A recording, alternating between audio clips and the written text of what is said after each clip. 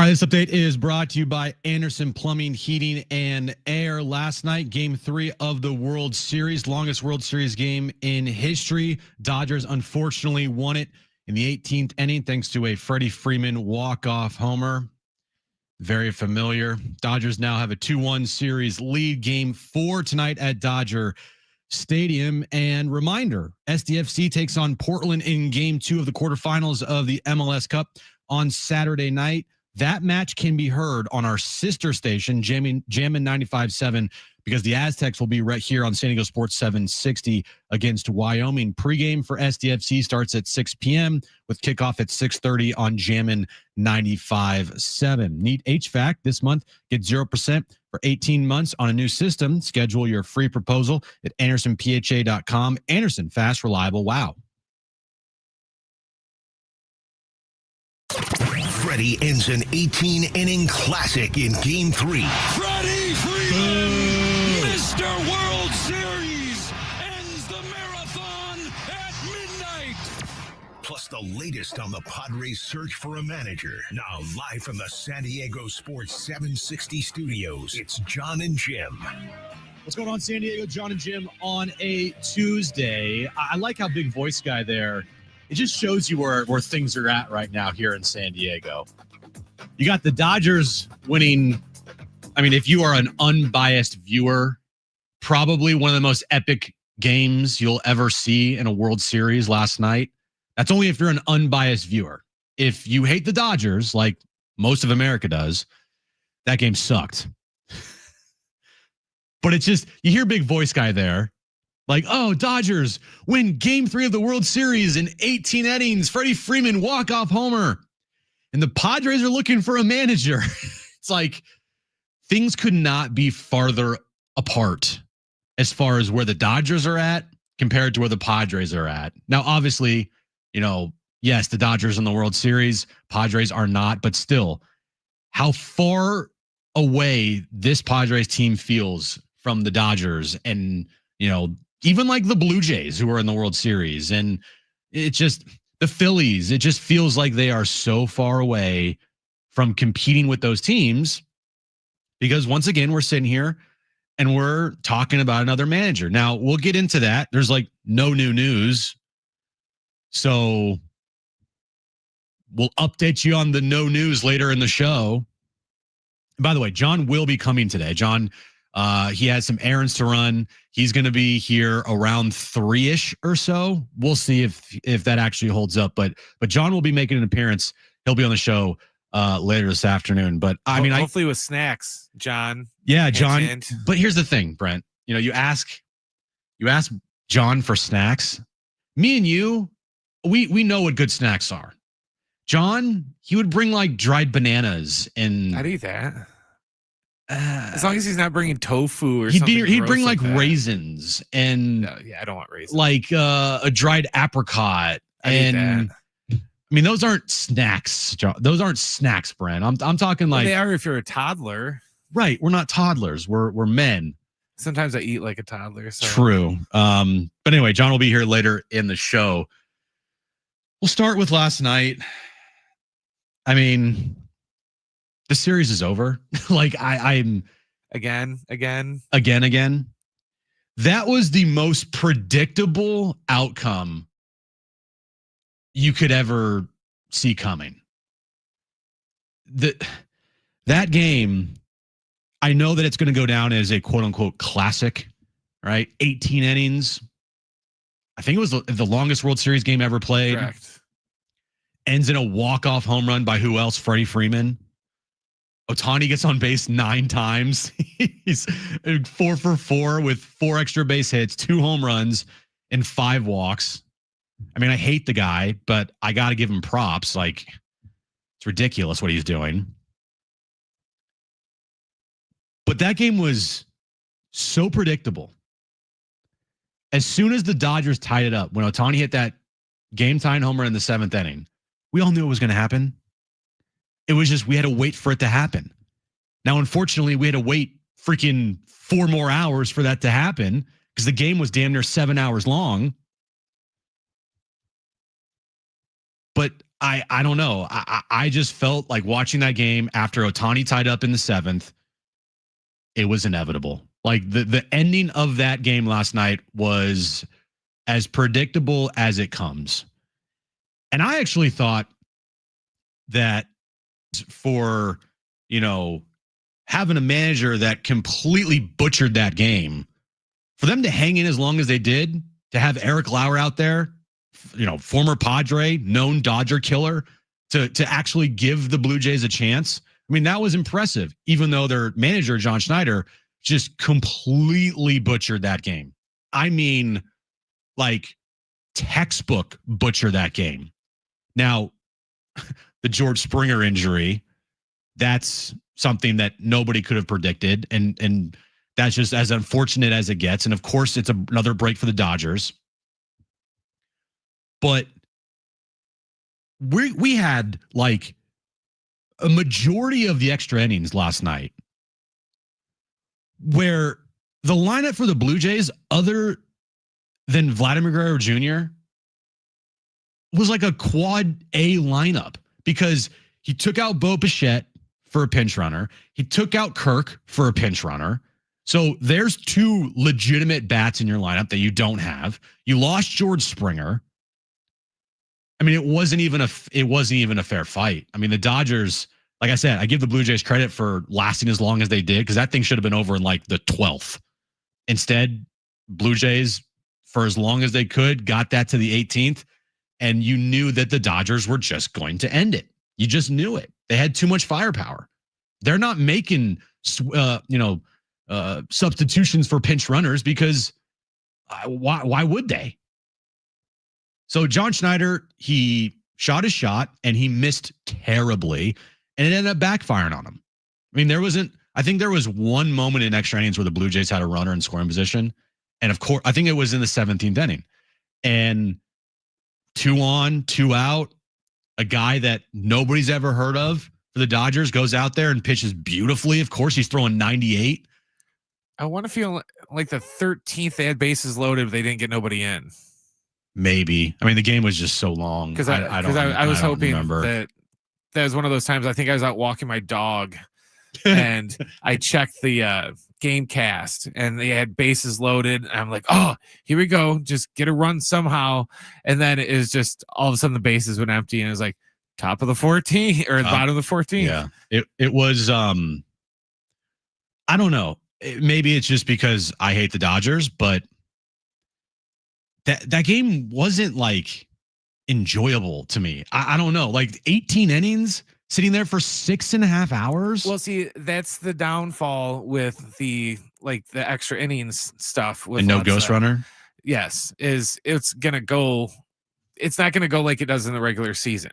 Yeah. And by the way, last night's game is all the proof I need that the ghost runner is one of the best things that Rob Manfred's done, because I don't need that type of game in the regular season. I don't.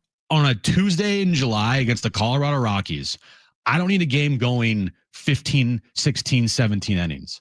That was ridiculous. Like, playoffs is fine. I get it. It's the World Series. So yeah, I'm not going to sit here and be like, oh, they should have ghost runner last night. Like, no, that's how it should have been. But it's just that game.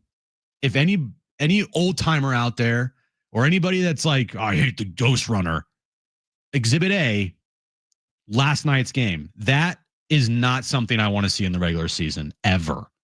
Like, regular season, let's go. Let's finish this thing up. Like, give me 12 tops. After that, we're beyond in the ridiculous realm of things here. Well, I think part of it too that made last night drag on is we're so used to extra innings ending so quickly, because we're so used to, what's the extra inning protocol? Bunt the guy over to third, hope you get a sac fly, and then things over by the 12th tops. Exactly. You might have to go 1 or 2 extra innings and then it's over. Right. Then last night was just like, nope, maybe no. Yeah, it was one of those games where we all knew what was going to happen. And I was texting back and forth with John, and I think we would all agree, the winner of last night's game, for how it went, for how long it went, for how much these teams taxed themselves, their bullpen. Whoever won last night's game, to me, was like, that team's winning the World Series. And we all knew it was going to be the Dodgers. We just knew it.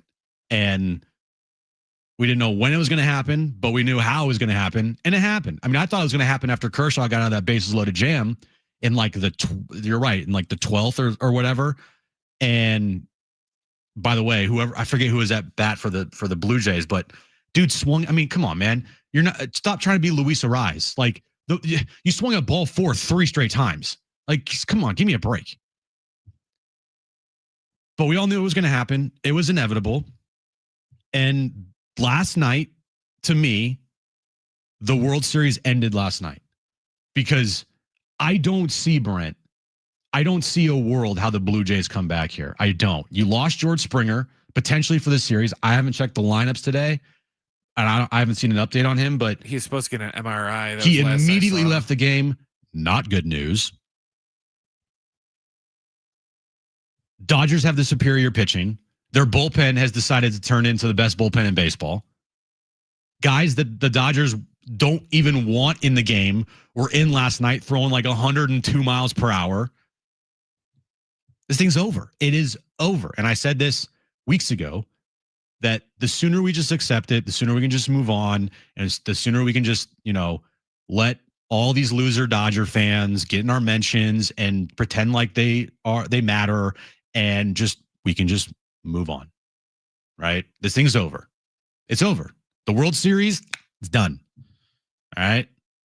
I don't know if the Dodgers are going to take the next 2 here and finish it up at Dodger Stadium, or win in 6 or win in 7, but they're winning the series. Last night was the game.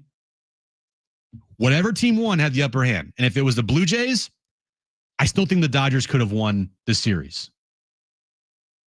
Because it was the Dodgers, this thing's over. It's over. All right, coming up on the show today, coming up next here, we have SDFC's GM Tyler Heaps. He's going to join us to preview Game 2 this upcoming weekend against the Portland Timbers. As I mentioned, John is going to rejoin us in the 3 o'clock hour. We'll give you an update. There's really not an update, but we'll try to talk about the Padres managerial search. Also, we'll get into the rest of the World Series, even though, like I said, it is officially over after last night's Dodger win. All that coming up next right here on Jon and Jim on San Diego Sports 760 and live on the iHeartRadio app.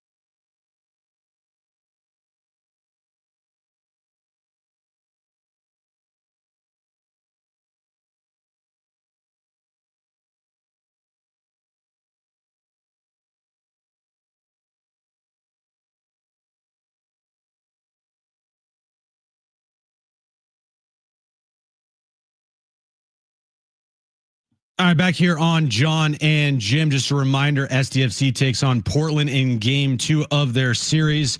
This Saturday night, the match can be heard on our sister station, Jim in 95.7, with pregame starting at 6 p.m. with kickoff at 6:30. And right now we're joined by SDFC Sporting Director and GM Tyler Heaps back on the program. First off, Tyler, how would you assess your team's performance on Sunday night, picking up their first win in the postseason, first ever playoff win in franchise history? Yeah, first, thanks for having me back again. Yeah. I heard it's just Jim at the moment, so now curious to hear your football knowledge without Jon around. I'll try.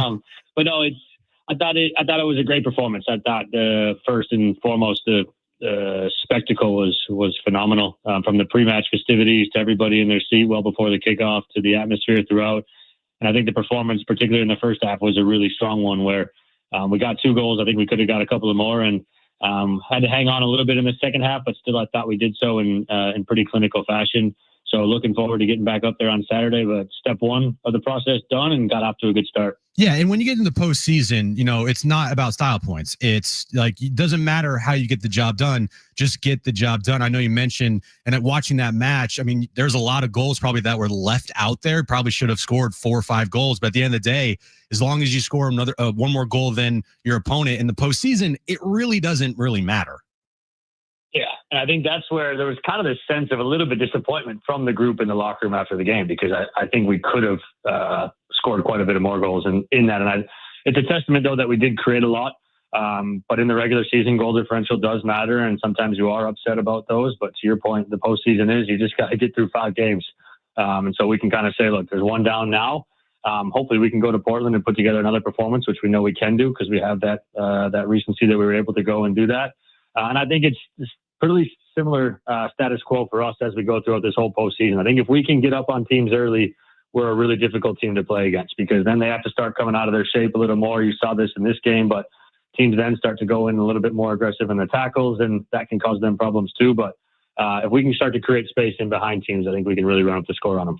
Tyler Heaps, SDFC's GM and Sporting Director, join us here on Jon and Jim. So with how the postseason is scheduled here, you guys have potentially 2 more games here. Hopefully it's just 1, as if you can beat Portland on Saturday night, but then you have a potentially long layoff. Don't want to look too far ahead, but how important is it to, finish this series off on Saturday night and not have to worry about a potential winner go home game 3?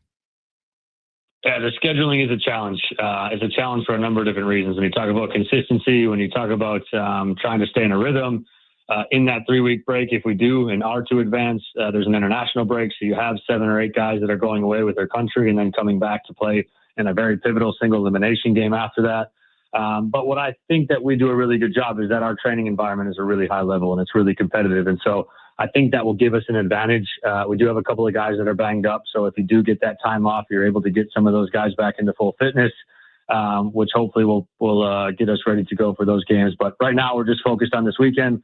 To your point, we're going to go there and try to win it. We're not going to approach an away game to try to come back to Snapdragon for game 3. While if that does happen, I know that the support will be behind us, but for our sake, it's full steam ahead to this weekend. Yeah, and back to the support. I mean, that place was packed from the word go. It was an incredible environment. Just elaborate on your feelings being in that place for the first ever home playoff match in club history. Really special. I think someone said it well on our leadership call this morning. They said the opening game was packed, but everybody was kind of looking at the supporter section like, wow, this is great. The supporters are all up and at it. But this felt like everybody was a supporter. The whole place was that first goal, whenever that went in, the whole place erupts. Blue smoke goes up. Like, those are really cool and special moments. There's a lot of really good photos and videos from it. And I know the team feeds off that. They're super pumped and super excited to go in there. I think I looked at the clock at one point in warm-ups. There was 20 minutes left and the supporters were already chanting. Those pre-games, you got the Padres players in there, and this city loves their Padres. So all that stuff was really special. I was sat next to our owner, Ludwig, during it, and we kind of looked at each other a couple of times like, oh, we couldn't have asked for much better than this in year 1. Yeah, it was an incredible night on Sunday night. Hopefully you guys can keep it going here. Tyler Heaps joining us here on San Diego Sports 760. So Mikey Vars talked about it after the match, but I wanted to ask you, what's the latest with Chucky Lozano, and do you have an update on his potential availability for Saturday night? Yeah, Mikey, you touched on it after the game. My response will be the same. He's responded really well. He had a good week of training this past week. Still needed to see a little bit more. And then he's came on the training pitch yesterday after the game. He also was there during the field. He was a huge support to his teammates, which was great to see. He's fully invested. He wants to get back out there. I know he wants to make an impact and help this team win. So we're hopefully fully expecting him to be available for that road trip up to Portland this weekend. And if he is available for your guys' match on Saturday, what does that do to the dynamic of the club, and how does that change things going forward with Shuki potentially being available?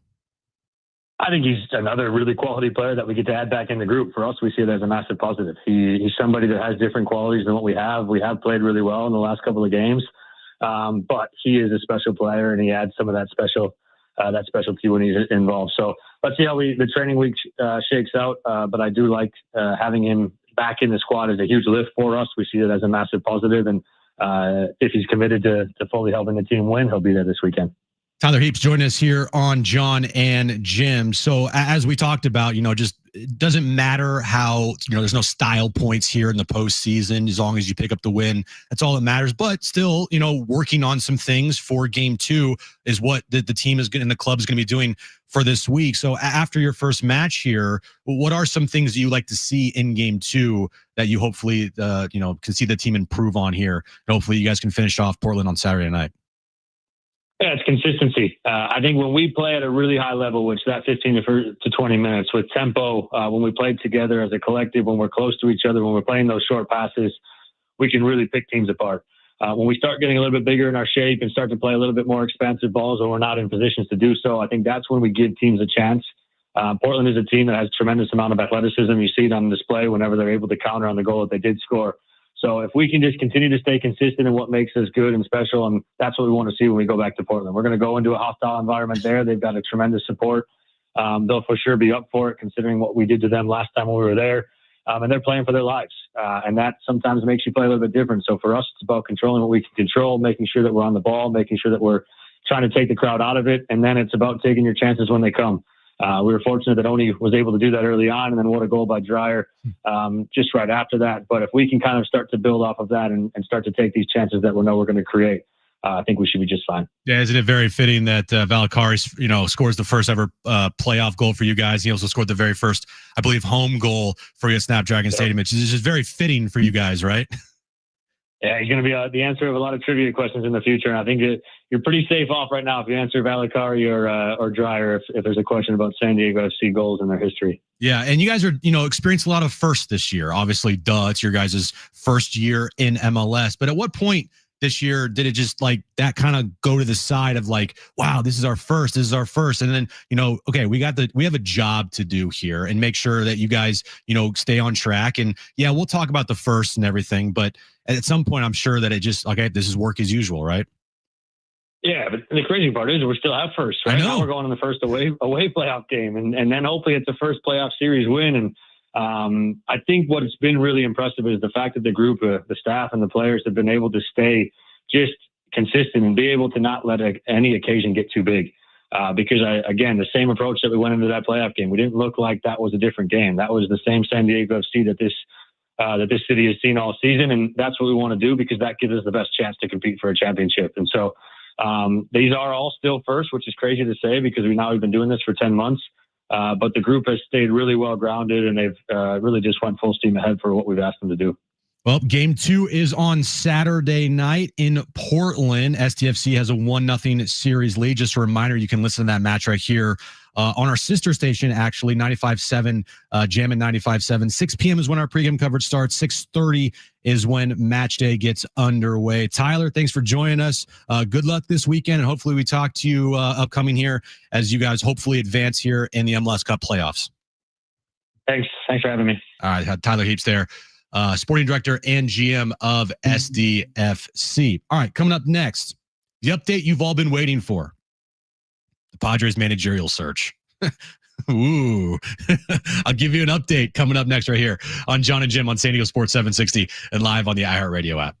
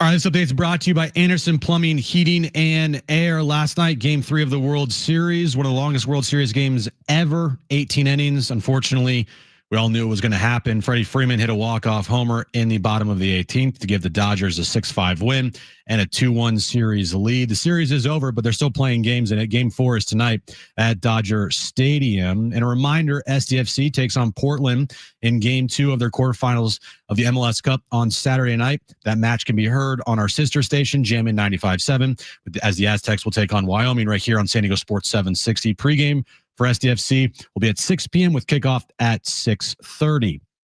Need HVAC this month? Get 0% for 18 months on a new system. Schedule your free proposal at AndersonPHA.com. Anderson, fast, reliable, wow. All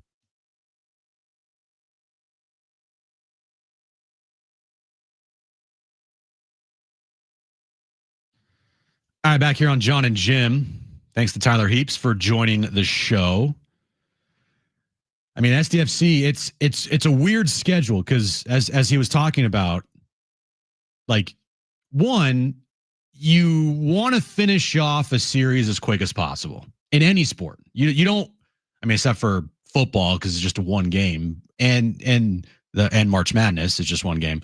But baseball, basketball, all right, hockey, soccer, even though it's single elimination after this round. In a best of 3, when you have a 1-0 series lead, like, finish this off. But the flip side of that, as we talked about, is if SDFC wins on Saturday night, and they're going to be, I think, pretty sizable favorites. They're a really, really, really good road team. Last time they were on the road against Portland was the last game of their regular season. They shut them out 4-0. Now, that doesn't mean that they're just going to go in there on Saturday night and do the exact same thing. But this year, they have shown they are one of the better road teams in all of MLS. So if they were to finish off Portland, and they're expected to get Chucky Lozano back, then they wouldn't play their next match until like the second to last week of November. So the next match would be, I believe, November 22nd. So if they win, so Game 2 is on November 1st. It's pretty much Thanksgiving. Yeah. That means they would have 3 weeks off until their next match, which would then be here at Snapdragon Stadium. That's crazy. And I don't even, I got to look at the schedules here too, because, when they make the schedule for MLS and then make the schedule for San Diego State. I'm just looking here at San Diego State's schedule. They have a home game against San Jose State on the 22nd. Now I have to look here. MLS. I don't think they have a time for that one yet. MLS Cup. They wouldn't play games on the same day. They wouldn't have Aztec football and then soccer at night. MLS Cup schedule. Because that's going to be a long layoff. All right, so here we go. If I can pull this up here. Yeah, it's a best of 3 this round. I can't find. Brent, can you look for their schedule for the MLS Cup? Because I believe it's around that time frame as far as round 2. If SDFC were to advance, which they're in the driver's seat right now, they're the heavy favorites to advance. And if they were to advance, I forget what day their next match would be. I remember seeing either November 22nd or November 21st. One of those 2 days. If anybody in the chat knows, let me know. But anyway, it's a long layoff is what I'm trying to say here. It's a long layoff. And in some sports, that could be really good. Like, I think basketball for older teams, like the Lakers, Warriors, like, long layoffs is good. Baseball, long layoffs, those are always tricky. Football, you want time and rest. I think layoffs in football is, especially when you're in the middle of a season, like, that's a good thing. But for soccer, it didn't seem like Tyler Heaps was like too excited about a potential layoff if they were to advance. 3 weeks? That's a long time. All right, well, Brent looks that up.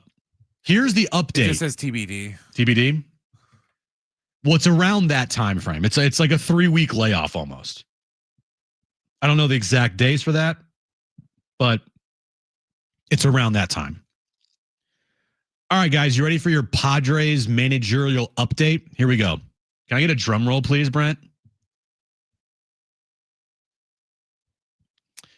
A drum roll, please. Maybe.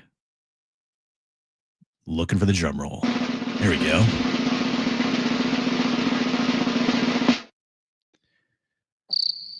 There you go. That's it. That's the update. That's the update. So it's all we got. Nada. Now, did I expect anything to happen between, games 3 and 5 of the World Series because they're played on back-to-back-to-back days? No, didn't. I don't know. I don't.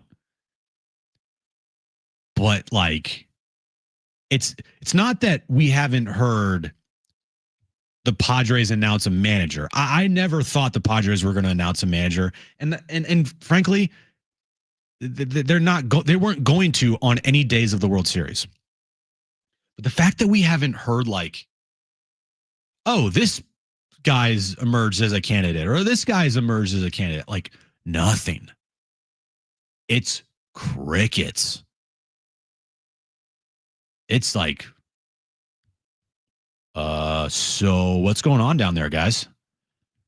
Are you going to sign AJ? Are you gonna, I don't know, interview anybody? Maybe they've interviewed people. We just don't know about it. But I mean, isn't the whole point of covering this team and reporting on this team to report about who is interviewing to be the next Padres manager? We never even got an update or, did Pujols' interview go horrible? Did it go? No idea. No idea. Had one. There's your update. No clue. I mean, it could have gone well, but haven't heard anything. Nothing. It's as quiet as it can be. Is that a good thing? Do you want a bunch of leaks out of this organization? We've dealt with that. There's leaks everywhere. But at the same time, I get it. Padres fans are getting kind of antsy here. And with, the offseason fastly approaching because the Dodgers are going to finish this thing off in either 5 or 6, we'll be moving on to the offseason. And it's kind of weird to talk about a roster before the main things are taken care of first, which is AJ Preller and a manager. If AJ Preller, because that's the question. If AJ Preller is going to go into a lame duck year, and by lame duck, I mean only 1 year left on his deal, does not have a contract extension. I mean, this is going to be very awkward. It just doesn't make sense to have a GM go into a lame duck year. I don't, especially AJ. You could say whatever you want about him. No, never built a team to go to the World Series, never won a division, right? He's been here for how long? And he's been to 1 NLCS. He's traded away all these top prospects. Okay. I'm looking at what he's done for me lately, or at least what he's done for the team lately. And what he's done for the team lately is he has built a roster that has gone to the postseason 3 of the last 4 years. He has built a roster that has won 90 plus games consistently the last 2 years. Are we going to give all that credit to Mike Schilt, who just loved to brag about he only manages 90-win teams? Or are we going to say, well, Mike, if you were managing the Colorado Rockies, you're not winning 90 games. Probably not because of you. And honestly, they probably left a lot of wins out there because of you. Like, did they win 90 games because of Mike Schilt, or did they win 90 games in spite of Mike Schilt? I think there's a middle area there where I think is true. You know, could they have won more than 90 games if Mike Schilt wasn't as stubborn as he was and actually, you know, made a lineup that didn't have Luis Ariz hitting second every single freaking game? Right? Would the team have won more games if Mike Schilt didn't overuse the bullpen? I don't know. But for me, it's more about AJ building this team than anything Mike Schilt did.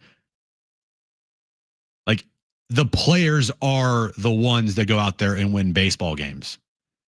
Rarely is it the manager. Now, the manager needs to navigate through a season, make the right bullpen moves, make sure the clubhouse is together. And I'll give credit to Mike Schilt for that. Keeping the clubhouse together, pulling on the same rope. At least the perception of it was the team was pulling on the same rope, even though every coach in that clubhouse hated Mike Schilt because he was a giant a-hole. But AJ Preller's the one that made the trades, signed the players. You know, it wasn't Mike Schilt out there throwing any pitches. It was Nick Pivetta. It was Mason Miller. It wasn't Mike Schilt in the batter's box, even though at times this team looked like, you know, Mike Schilt could do just as good in the batter's box as they could. But it was Manny Machado. It was Fernando Tatis Jr. It was Jackson Merrill.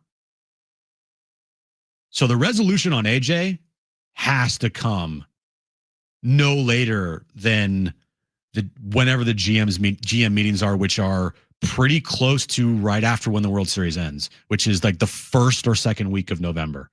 And I feel like you have to have a decision and you have to have some type of resolution on AJ before the GM meetings. If you don't, how awkward is that? The GM meetings being on November 10th, that's like the cutoff for AJ. The manager, it could go longer than that. Wouldn't prefer it. I wouldn't prefer, and I don't think any Padres fan would prefer them to not have a manager after. I mean, if it's November 10th and they still don't have a manager, like, what are we doing?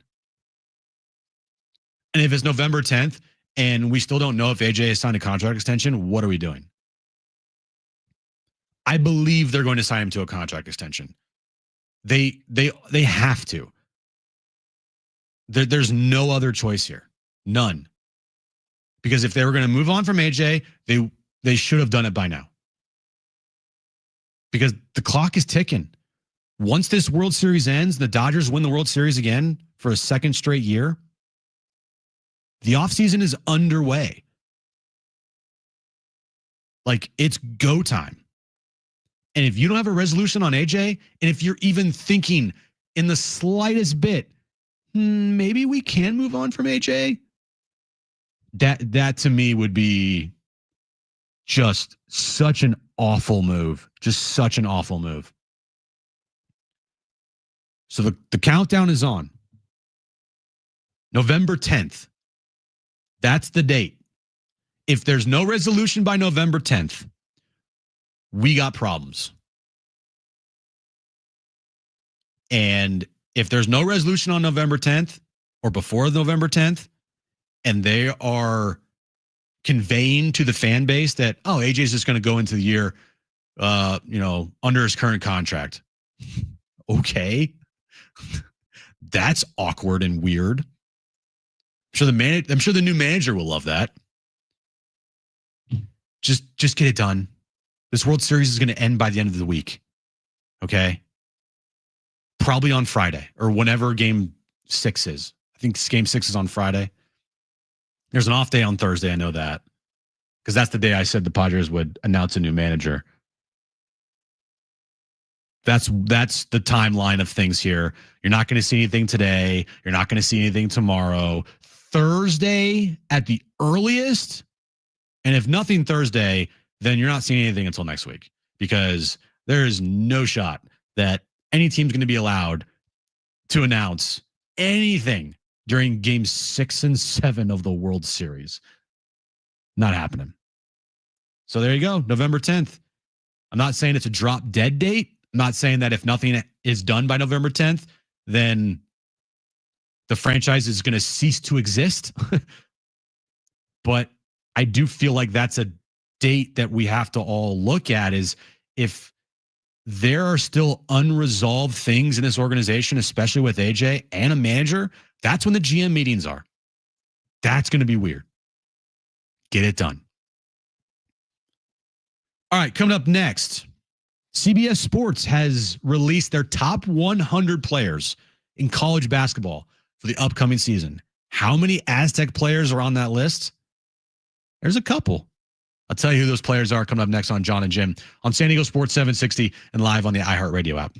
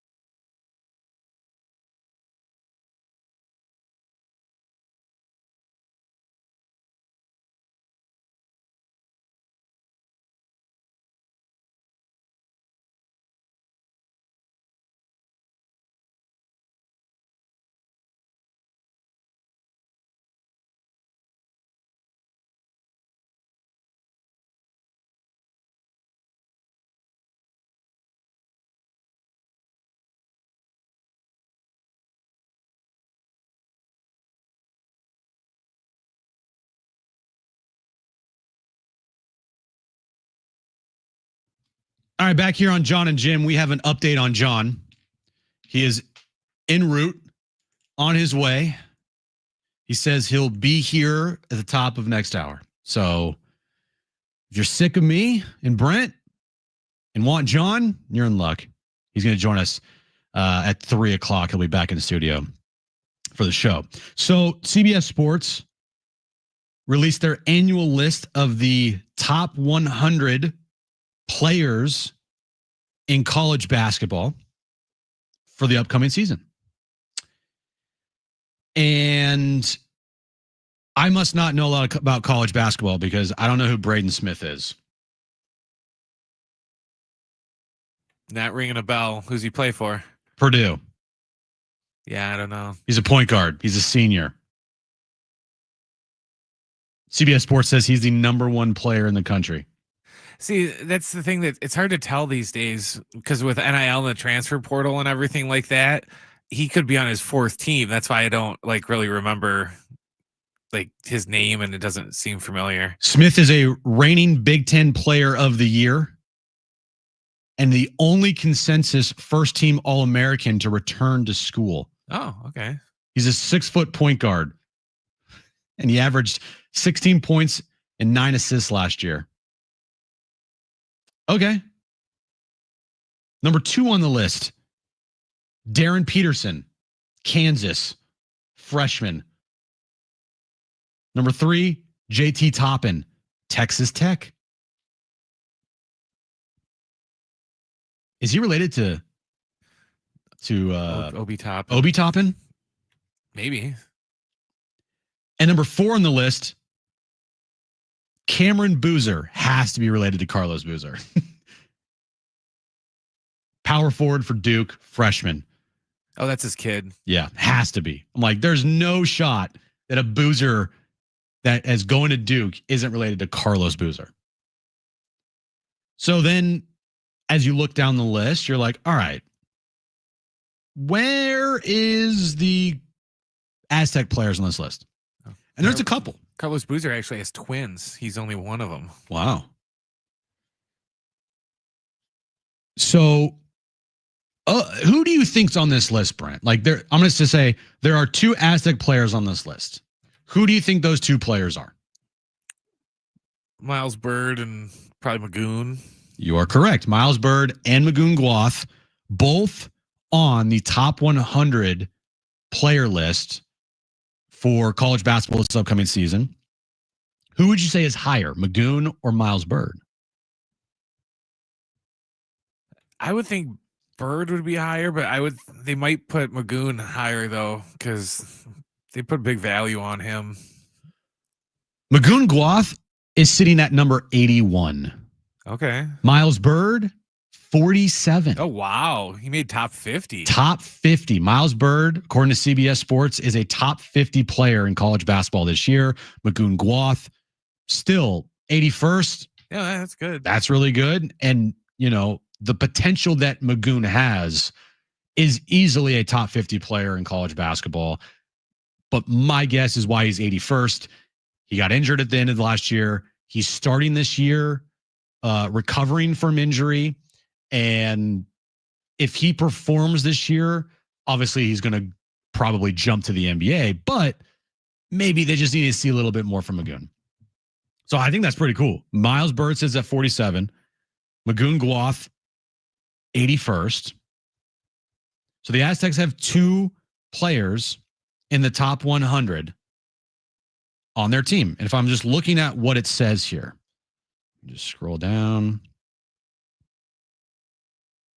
Oh, sorry. Yeah, so 47th for Miles Bird. And let me pull this up here. All right, this is what CBS Sports has to say about Miles Bird. Bird broke out last season, averaging 12.3 points, 4.4 rebounds, 2.7 assists, while starting 30 times for San Diego State. As a result, the 6'6" California native was recently voted the Mountain West Conference preseason player of the year. His return to San Diego State makes the Aztecs the favorite in the Mountain West Conference and gives the program a realistic chance to make a 6th consecutive trip to the NCAA tournament. So not really a lot there. And then what they say about Magoon is three sophomore bigs to track in 2025, 2026. They name a couple other got some kid at Kentucky, Kansas, and then the 7-footer down here at San Diego State. Guath has special defensive attributes that could lead to him leading the nation in blocks. He was at 2.6 blocks per game last year, in addition to 8.5 points and 5.2 rebounds. All those will jump in year 2. So that's pretty cool. Yeah, now, I'm looking at the list now, and I was just wondering who the highest like Mountain West player was, and I haven't gotten that far yet. But Donovan Dent, who used to be a Mountain West player before he transferred top to 10. New Mexico, yeah, he was number 6. Yeah, UCLA. And Donovan Dent, fantastic player. Oh yeah, he's really good. But yeah, I don't know. Maybe Miles Byrd is the highest. Yeah, I think he might be the highest. Because there's no Mountain West Conference player in the top 10. And we don't count Gonzaga yet, right? Nope. Do not count Gonzaga yet. Yeah, so Miles Byrd is the highest rated Mountain West Conference player on this top 100 players list, according to CBS Sports. That's pretty cool. Now they just have to go out there and get the job done on the court. Easier said than done. But they're set up. They are set up. All right. Jon is making his way in studio right now. There he is. Jon has arrived. All right. More Jon Jim coming up next on San Diego Sports 760 and live on the iHeartRadio app.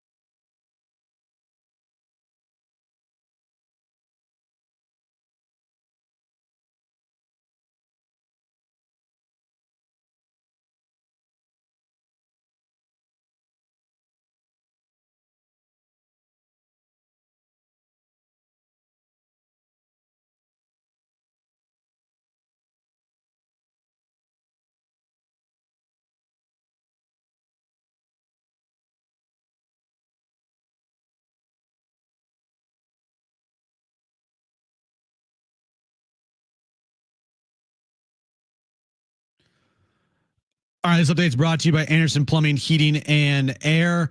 Game 3 of the World Series last night was a marathon. Unfortunately, the Dodgers won it thanks to a Freddie Freeman walk-off homer in the bottom of the 18th inning. Game 4 tonight at Dodger Stadium with Ohtani on the mound. We all know how this series is going to shape out. This thing will be over very soon. And a reminder, SDFC takes on Portland in Game 2 of their quarterfinals of the MLS Cup on Saturday night. That match can be heard on our sister station, Jim in 95.7, as the Aztecs will be here on San Diego Sports 760 taking on Wyoming. Pregame for SDFC is at 6 p.m. with kickoff at 6:30. Need HVAC this month? Get 0% for 18 months on a new system. Schedule your free proposal at AndersonPHA.com. Anderson, fast, reliable. Wow. Freddie ends an 18-inning classic in Game 3. Freddie Freeman, Mr. World Series, ends the marathon at midnight. Plus the latest on the Padres search for a manager. Now live from the San Diego Sports 760 studios, it's Jon and Jim. All right, San Diego and Southern California, what's going on? This is hour 2 of Jon and Jim. Now with Jon, you did have Jim, so Jim, I appreciate you as always. With you until 6 p.m. If you missed Tyler Heaps, the GM of SDFC, a win away from reaching the Western Conference semifinals. You hear that coming up again in the 5 o'clock hour, reacting to the World Series and more. I don't want to bury the lead. Okay. What's the lead? Well, there's tons of, my day has been absolute. Yeah. How are you doing? Have you had any time today to just sit and like? Yeah, I've sat. Well, but I know why you've sat, but I meant like to not freak out or. My day's been a disaster. Okay.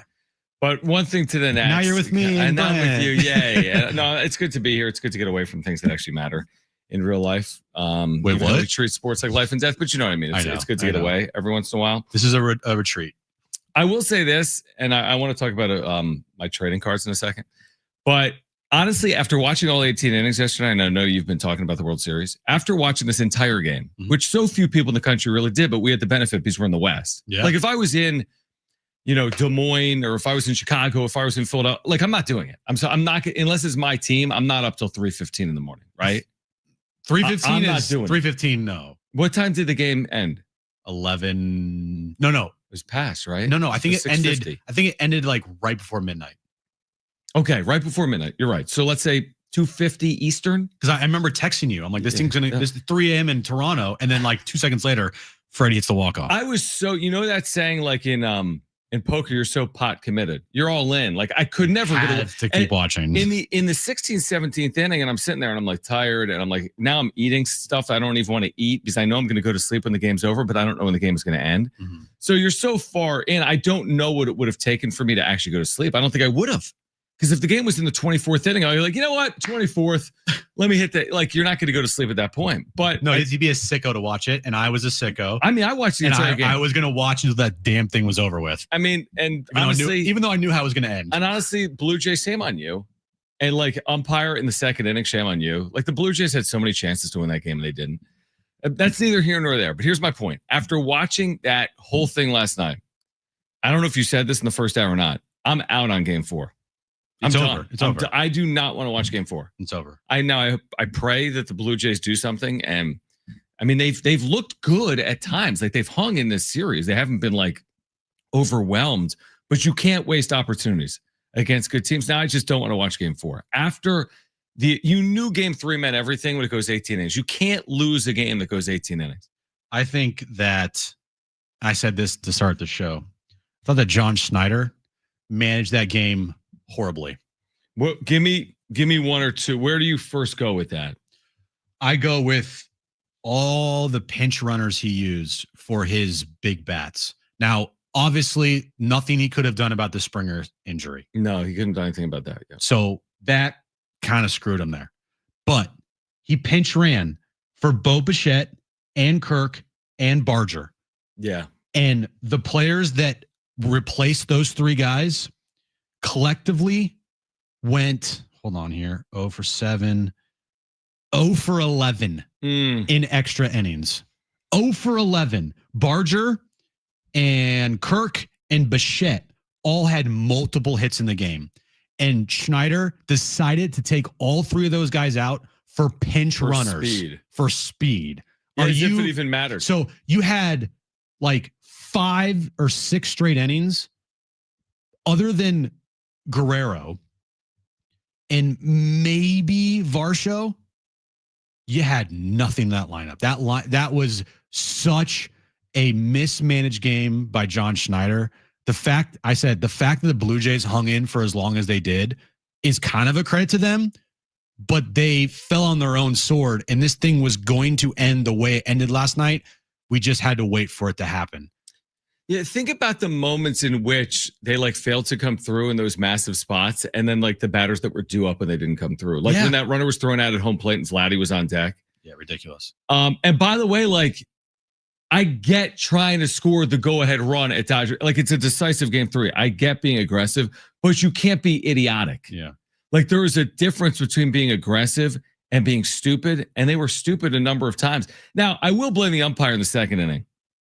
I don't know if you talked about that. We talked about it yesterday because we were here. That stupid game went on for so long. It's hard to really pinpoint and put like the reason why the Blue Jays lost on that moment. But it kind of was, dude. They would have had first and second, nobody out, and then the next dude singled. I will never know if the guy singles again. I get it. Hey, maybe don't. The difference is a run. Maybe don't throw it right down the you-know-what to Ohtani in the 7th.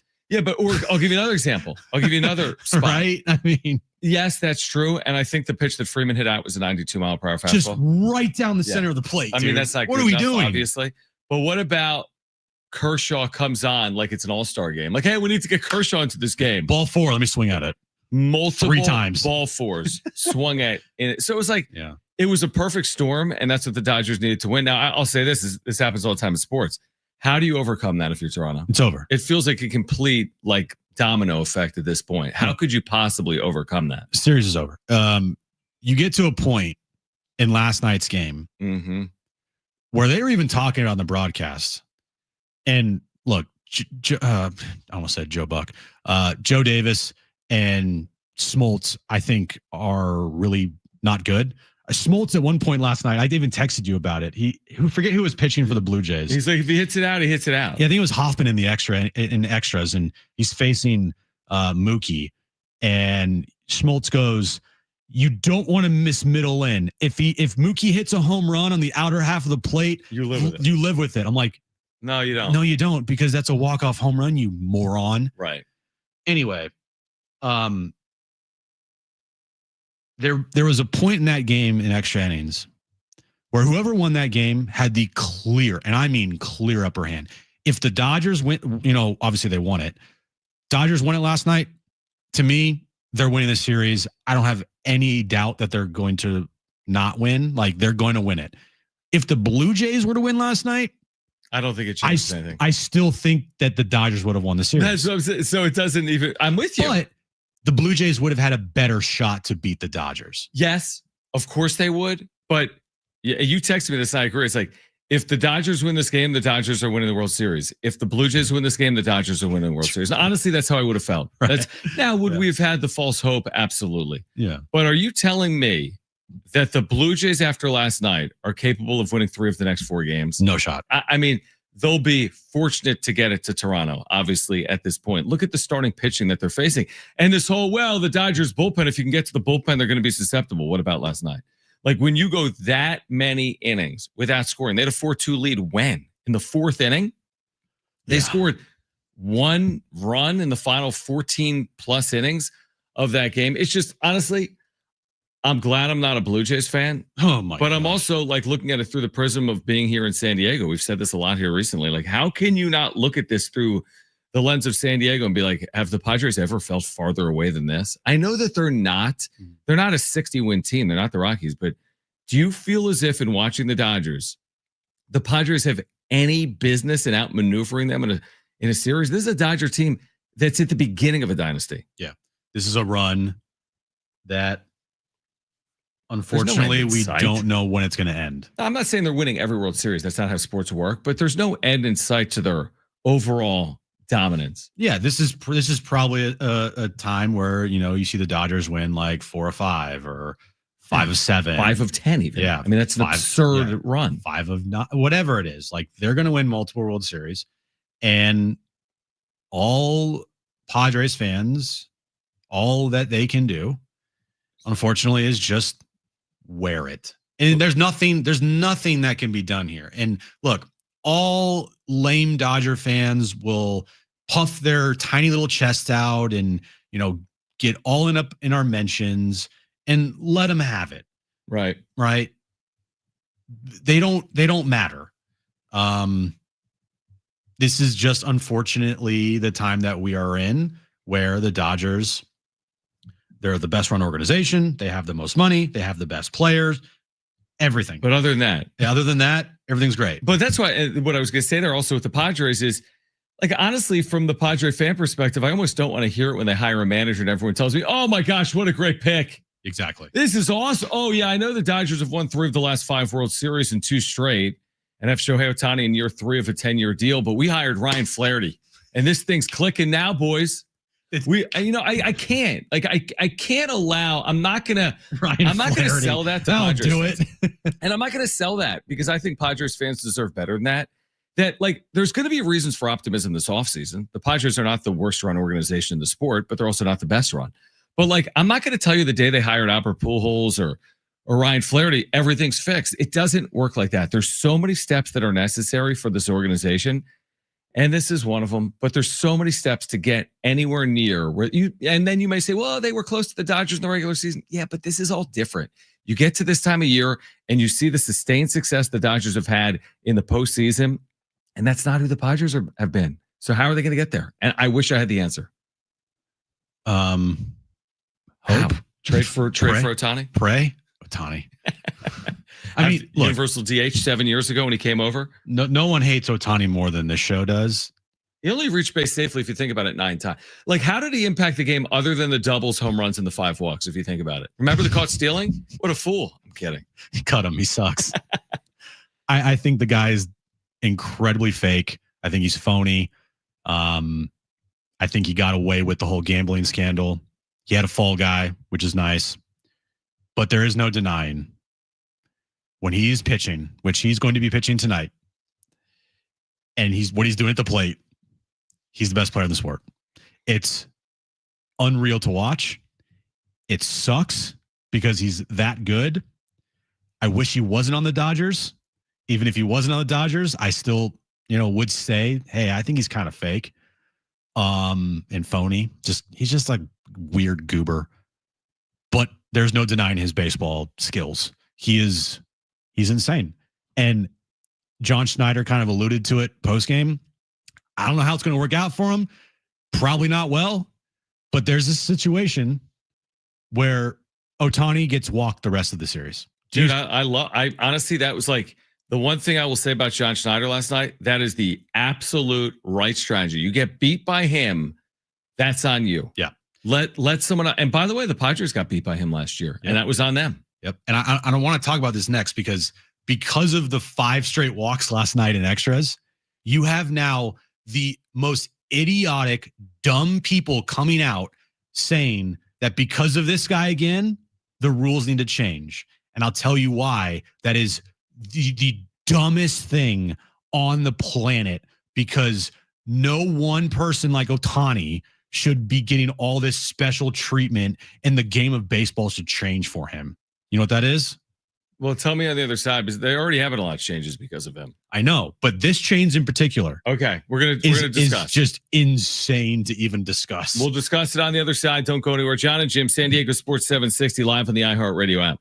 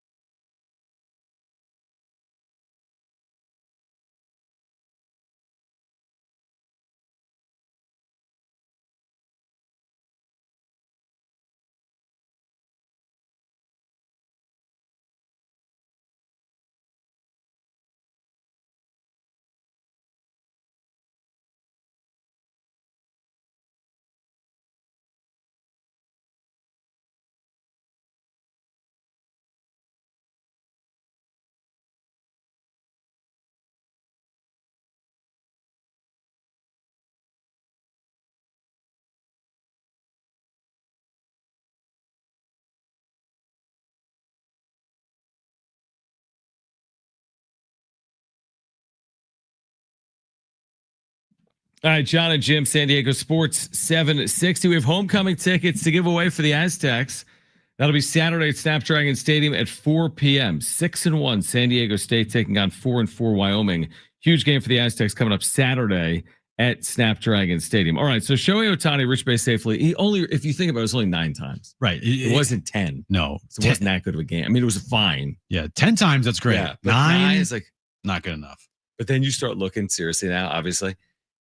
You start looking at like on base percentages and OPSs. Like, I mean, his postseason numbers all of a sudden, when you're reaching base every single time up, it's going to be his postseason numbers this World Series because they're not going to pitch to him. And I don't blame them, are going to be like off the charts absurd, obviously. He's going to go 7 innings tonight, strike out 11, and walk 4 times. Yeah, exactly. By the way, here's the thing. If people don't like it, and you're going to tell me that people don't like it, that he's being intentionally walked. Yeah. If people don't like it, or if the Dodgers don't like it, this is how baseball works. It's a strategy-based sport. Like, you have to have an answer to, if the Blue Jays are going to walk Ohtani, can you make them pay? By the way, Dodgers typically have answers for that.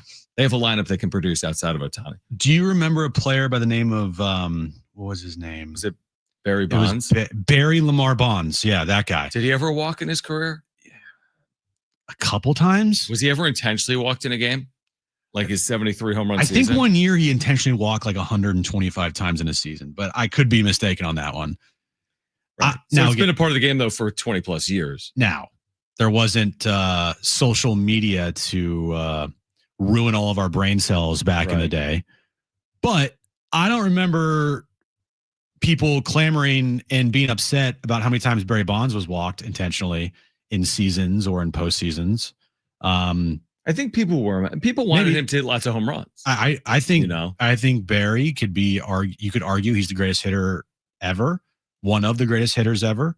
And to be walked that many times, how many home runs were left out there by all the intentional walks? And he still went out there and is the home run king.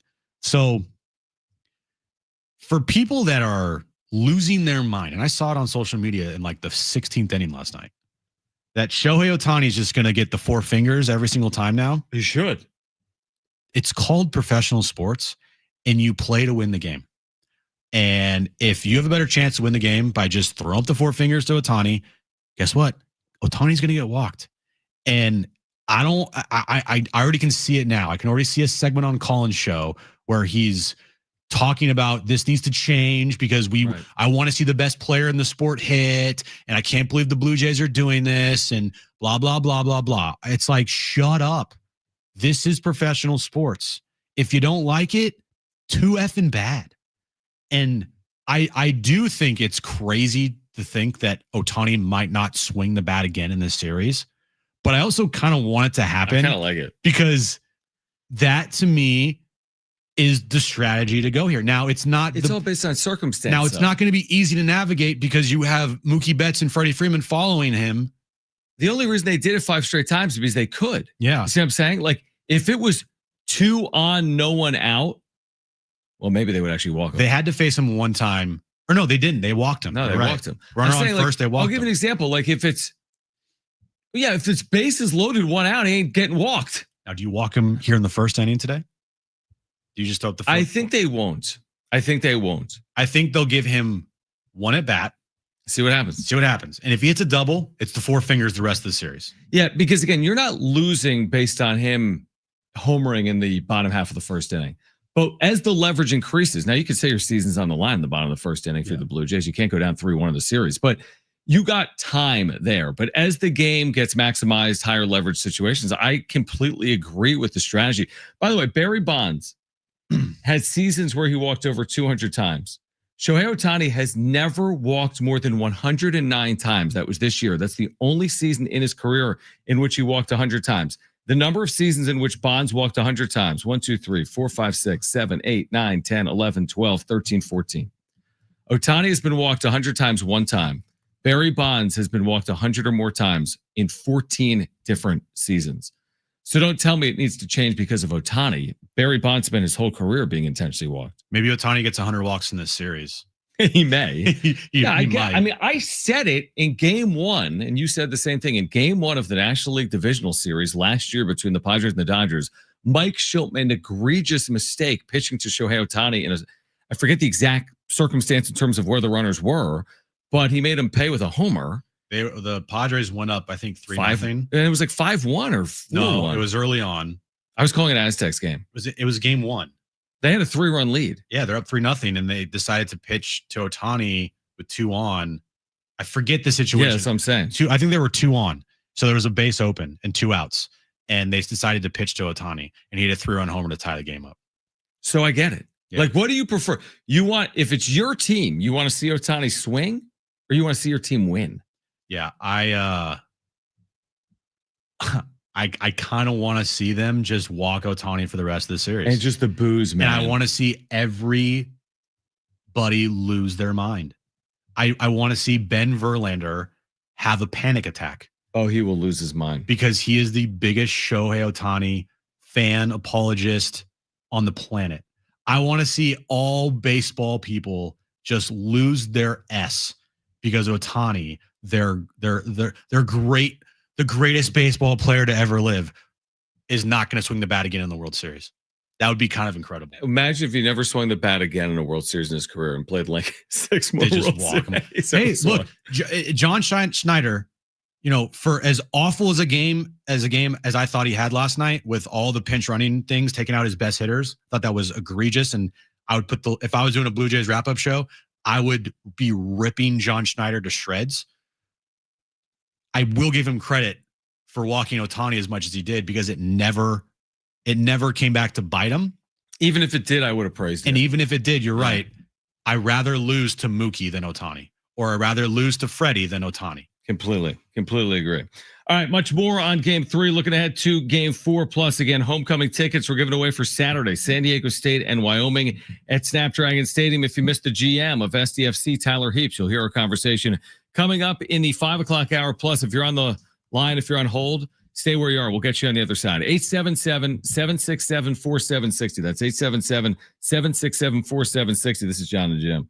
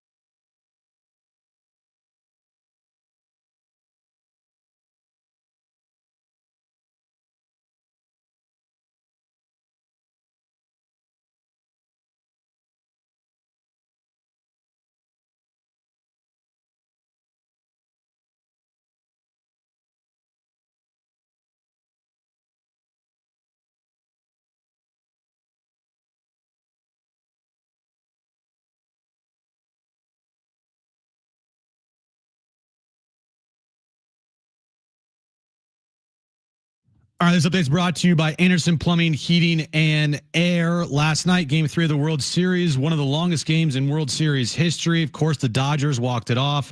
We all knew that was going to happen. They have a 2-1 series lead. Game 4 tonight. Doesn't really matter, though. Dodgers are going to win the series. And a reminder, SDFC takes on Portland in Game 2 of their quarterfinal match of the MLS Cup on Saturday night. The match can be heard on our sister station, Jim in 95.7. With the Aztecs playing Wyoming, can be heard right here on San Diego Sports 760. Pregame for STFCs at 6 p.m. with kickoff at 6:30. Need HVAC this month? Get 0% for 18 months on a new system. Schedule your free proposal at AndersonPHA.com. Anderson, fast, reliable, wow. All right, spooky season is back. It's on the iHeartRadio app. You can get into the Halloween spirit. Stream all your favorite eerie hits, haunted classics, and chilling playlists, totally commercial free. Whether you're throwing a monster mash or just love a good scare, iHeartRadio is the perfect soundtrack for your spooky season. Listen now if you dare. Open the free iHeartRadio app and just search Halloween. If you dare. If you dare. If I dare. I don't know if we're dressing up on Friday, right? You got to put number 6 on a shirt. That seems like a lot of work. If we did dress up as that, would anybody know what it means? I think so, because people have kids. But yeah. I'm only going to dress up if we're guaranteed to win something. We're not winning anything. What would it take to win? A lot of effort. Yeah, nobody wants to do that. A lot of effort. And I don't really have the energy to use that effort to like use all that effort to try and make a costume. Because imagine this. We put all this effort, and by we, I meant me. Right. Because you wouldn't do a thing. Doing anything. Put all this effort into a costume. We think it's the greatest costume ever. We're texting back and forth like, dude, this costume's amazing. We come here, we dress up, we go into the performance studio, and they're like, are 20 better costumes than us, and we don't even get one vote to win. Well, what's on the line? As in the winner gets what? Well, there's signs across the building. What's on the line? I haven't seen them. Well, last year, $500 was on the line. For what? And what about this year? Probably close to the same. So you're telling me there's signs across the building, but you're telling me you don't know, just like I don't know. Right? I'm telling you that there's signs across the building, kind of reminding myself too, like, oh, go read the sign. That's what I'm saying. Like, if it's like $1,000, it might be worth doing something. But I don't think it is. I'd almost rather, because we're not going to win, to your point. No. Like, that's got to be your strategy. That's what the Blue Jays should be telling themselves. Like, we're not going to win this. We're not winning. Let's just have fun. Yeah, like, don't go into it thinking you're going to win. That's a terrible strategy. Let's just go out there and just play baseball. Exactly. Like, you know what? Do we even need to? It's like, do we need to get dressed up? You win some, whatever. It was a good year. They won the American League pennant. It's a great year. If we don't dress up, then we're going to be those people that don't dress up. 877-767-4760. Let's go to the phones. Eric has been very patient. And Eric, you're on with Jon and Jim. Thanks for calling in. Yeah. Hey, thanks a lot, guys, for taking the call. Yeah. Listening in on the Ohtani talk, and after watching the game yesterday with all these walks, I'm not, I wouldn't agree, or I'm not a fan of them implementing such a rule to where they make the pitcher throw forward to the plate or anything like that. I also think that it's just a matter of how we enjoy watching. I think all of these adjectives we use, to label people like the tush push and the shift in baseball, I would categorize it the same way. I think it's nonsense. Don't put yourself in that position, and just play better. Thank you. Appreciate you, Eric. Just play. Yeah, I mean, play better. No, I do agree that sometimes I feel like they maybe go far with changing things. Like, I'll give you an example. Like, okay, since every team was shifting and that was lowering batting averages, let's get rid of the shift. Well, guess what? Batting averages are just as low. Why? Because velocity is up. Yeah. So you can say, well, you threw 101, Mason. Gotta bring it back to 100 or it's a ball. Right. So there's certain things you can't really control. The sport's changed from 1955 and 1975. So are you gonna change everything to appease whom? Who are we appeasing by banning the intentional walk? Ohtani. Yeah, exactly. And like, oh man, ratings are up. They banned that intentional walk. Look at how all those eyeballs are coming to baseball. Listen, baseball's having some success. Pitch clock has worked. Mm-hmm. Dodgers are wildly popular. The Dodgers in the World Series for baseball means a lot more than the Brewers. I promise you that. Yep. Because they're polarizing and they've got stars. So there's some things that baseball is doing that's working, but you can't just change everything because for what reason? Are we going to change the rules because Victor Wembanyama, how do you say his name? Victor We're going to change the Wembanyama. rules for Wemby because he's really good? I mean, you really can't change the rules for Wemby because no one's 7'6". Exactly. They changed the rules for Steph. Like he's got to shoot it further back because he's really good. They've already changed the rules once for Ohtani for the DH pitcher. Yeah, that's exactly right. This is not going to change. People can scream their heads off all they want. They can bitch and complain all they want. Ohtani's not getting an opportunity to. Who cares? Okay, this is professional sports. The other team's trying to win just as much as the Dodgers are. Mm-hmm. And if they are going to decide to walk Ohtani every single time, then so be it. Right. Like, who cares? Right. But just because that happens and just because these things happen doesn't always mean there needs to be a rule change for it. Yeah. I mean, listen. Because the intentional walk, like you mentioned, this has happened like as long as you can remember. Barry Bonds is the intentional walk king. Was there any talk back then about changing the rule because Barry Bonds got walked 125 times intentionally? Here's the other point I don't even know if we've mentioned on air. You can't ban walking someone. You might be able to quote unquote ban intentional. What are you going to do? He's a pitcher throws a pitch above his eye level. Too high. I mean, you can't ban someone from throwing pitches out of the zone. And then guess what? If you are going to make some stupid rule about intentional walk, well, guess what I'll do? I will stand up as a catcher and I will literally set up 4 feet on the outside and I'll have my pitcher lob it over to me for 4 straight balls. Or you know what I would do? Hit him. Just hit him every time.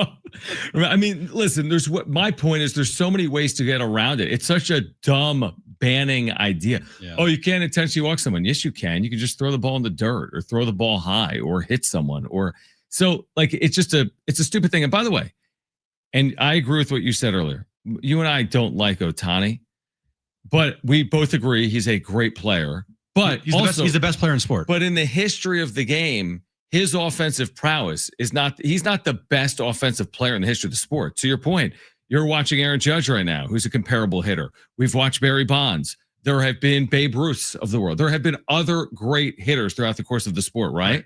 Why for him is it's not like it's not like every time up, literally you throw a ball over the plate and he's homering. Right. Now, it feels that way. It feels that way sometimes. But that's a credit to him. But we've seen, offensive performances where guys hit 2 home runs in a game. Yeah, we've seen guys hit 3 home runs in a game. I mean, have you ever seen, you guys remember Ryan Schimpf? He had a 2-homer, 2-double game. Yeah. With the caught stealing. Even better. Wow. Makes his game even that much more significant. King of launch angle. Yeah, king of launch angle. Now he's like a lawyer or something. I don't know what he's doing, but he's around somewhere. Call 888 Schimpf. Yeah. The Ohtani factor is it's nauseating because people are trying to label him and make these rules and change things specifically for Ohtani when, like, as you mentioned, he's not the greatest hitter in sports history. He's potentially, I will agree, now that he's pitching again, he's in the argument for best players of all time. There's no doubt about it. Stats-wise, he still has a long ways to go to equal some stats of some really great players. But if you're just looking, like we talked about Wemby the other day. Yeah. Like, I know Wemby hasn't won anything, but you watch Wemby and you're like, dude, that's one of the greatest players like ever. Yeah, and he's super young. Yeah. I mean, Ohtani's had more time. And that's how I feel about Ohtani. Like, he hasn't had nearly the amount of accomplishments as a lot of other players in the sport. Agree. Yeah. But, like, you watch him, and when he'll pitch tonight and he'll throw 99, 100, strike out, 8 to 10 guys, while he just came off of a 4-for-4, 5-walk game, 2-homer, 2-double performance. Yeah, it's hard not to say that guy's not the best player in the sport, potentially in the history of the sport. Now, as I've always said, when he's not pitching, he's still a great hitter, but he's not the greatest. He's not the greatest hitter of all time. When he's pitching, like tonight, and hitting. Then he's impacting a game that other people It's hard to argue against that. Yeah, because, well, here's the other thing, though. Who else in the history of the sport has had the same opportunity? Now, it's a credit to Ohtani. Who else in the last 50 years has even attempted to do what he's doing? No one. No one's done this. There's no two-way players in modern baseball history. Now, if I were to ask you, hypothetically speaking, just as a hitter alone. Yeah. Would you take Ohtani or would you take Barry Bonds in their primes? I don't even know, because again, the game has changed over the last 25 years. I mean, he was in it as recently as 15 or 20 years ago. I would probably argue steroid Bonds. I mean, I would argue with Bonds best over Ohtani's best, but I mean, at that point, you're talking about the top of the top.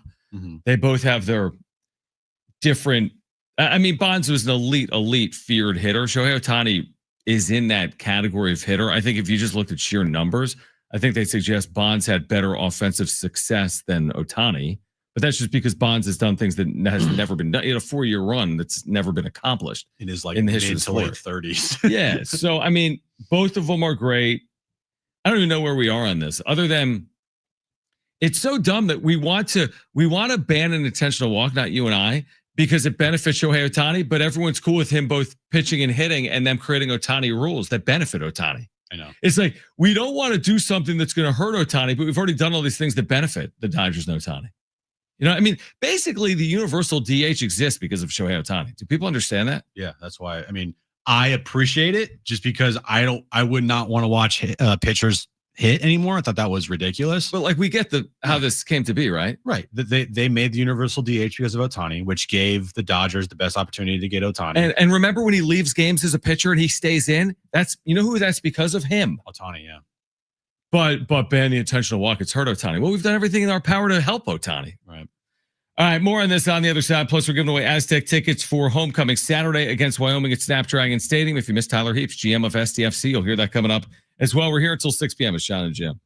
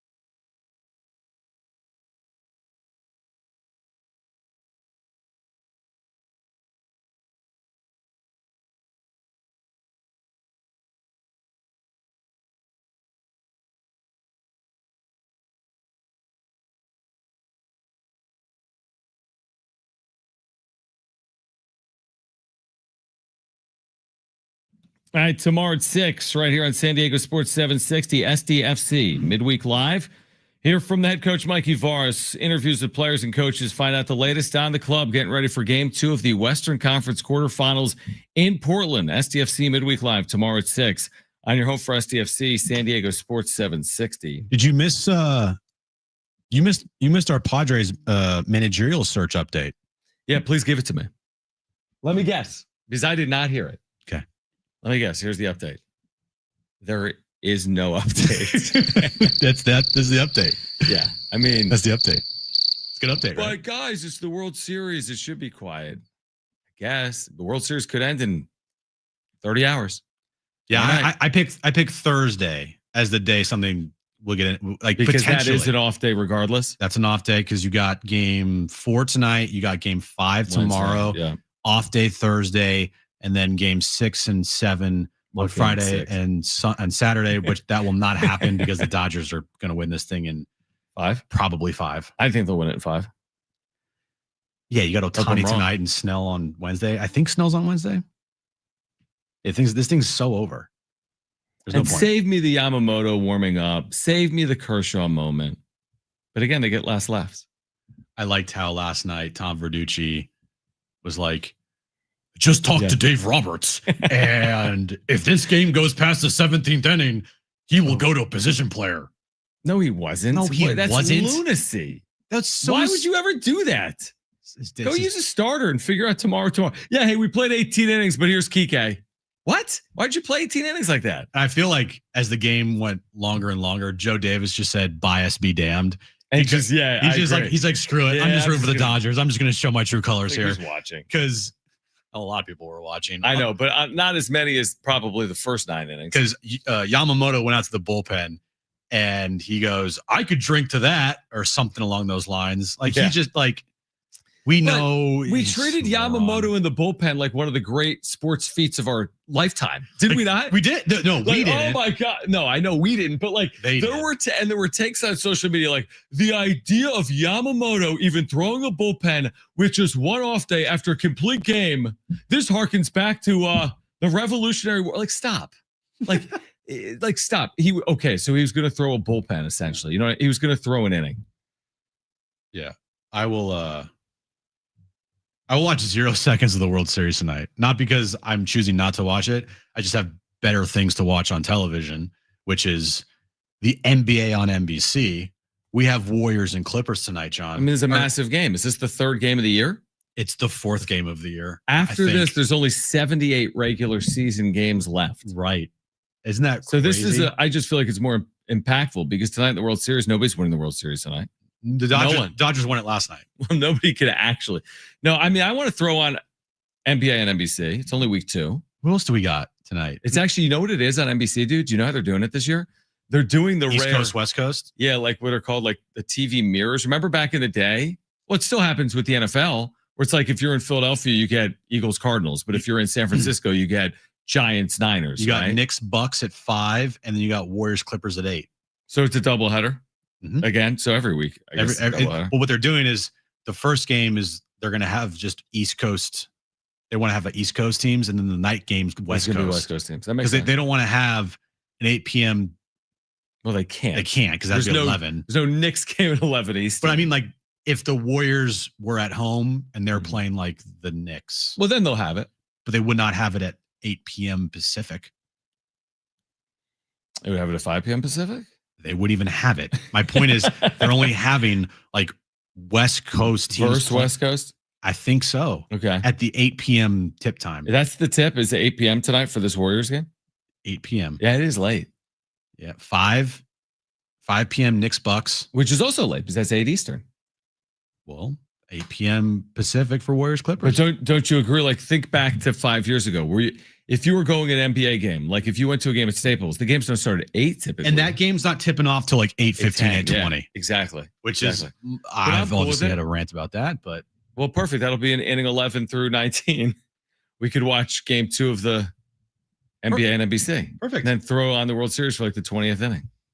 Yeah, I'm done with the World Series. No, I mean, listen, I'm like crying over spilled milk. Like I'm being a sore loser over it. That's why I don't want to watch because I just don't want to watch it. I already know what's going to happen.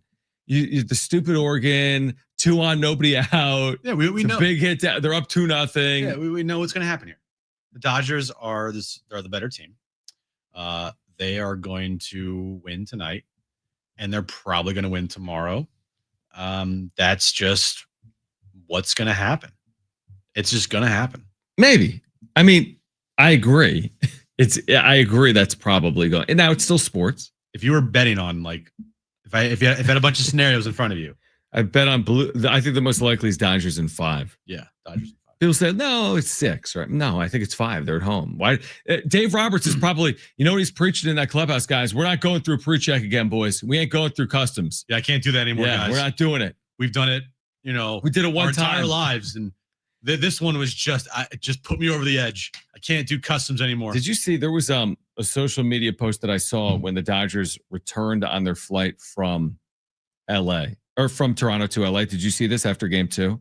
No. And there was like ABC in LA, like the Dodgers plane is arriving. They had video footage of the plane arriving, and it was like 2 a.m. Give me a break. I'm like, okay, like that's how professional sports work. And guess what? After the Warriors play the Clippers tonight, I don't know who's at home. Who's at home? Warriors. Guess what? Somebody's probably traveling. It's how sports work. Yeah. Baseball teams travel, NBA teams, NFL teams, so on and so forth. And Dave can continue to rage bait and sound like an absolute clown, and there's nothing that anybody could do about it because he'll continue to win a World Series. The Dodgers will continue to win World Series, and he can act like the biggest clown in the world, and it doesn't matter. It doesn't matter. As soon as they have their World Series parade this year, he'll go on the mic and he'll say, "We ruined baseball. Let's ruin it again." He'll go viral, and everyone will think that Dave Roberts is an idiot, and he's sitting there laughing. Here's the thing, though. The more I watch all these series and all these managers manage, there's so much here locally. It's like, oh, Mike Schilt, what are you doing? Oh, Bob Melvin, what were you doing when you were here? All these managers make mistakes, all of them. And the only reason why, basically, Dave Roberts has the best team. He can maybe overcome some of these mistakes. He was vilified. He was vilified as a postseason manager. Mm-hmm. Vilified. Well, when you have this payroll that's almost $400 million, like. True, but at some point your players are going to help you. But out. To your point, you're watching John Schneider last night. What are you saying? Oh, terrible manager decisions. Turns out all the managers are bad, except the one standing at the end. Yeah. Except the one standing at the end. By and large, we say the same things. But I mean, those moves that John Schneider made last night, in the end, it does look really awful. But also in the moment, it's like, yo, this is a do or die move you're making here. Because if this does not work, you have just taken out some of your best bats, and you just lost Springer. You took out 3 of your best bats in the lineup, and that game went 18 innings. So you had the guys that you put in there to pinch run go collective 0 combined. Now, but do you? And I agree, it looks bad certainly with hindsight. But do you manage under the assumption that the game's going to go on and on and on, or do you manage to try to eventually just put your foot on it? Like you're basically managing to win or lose at some point.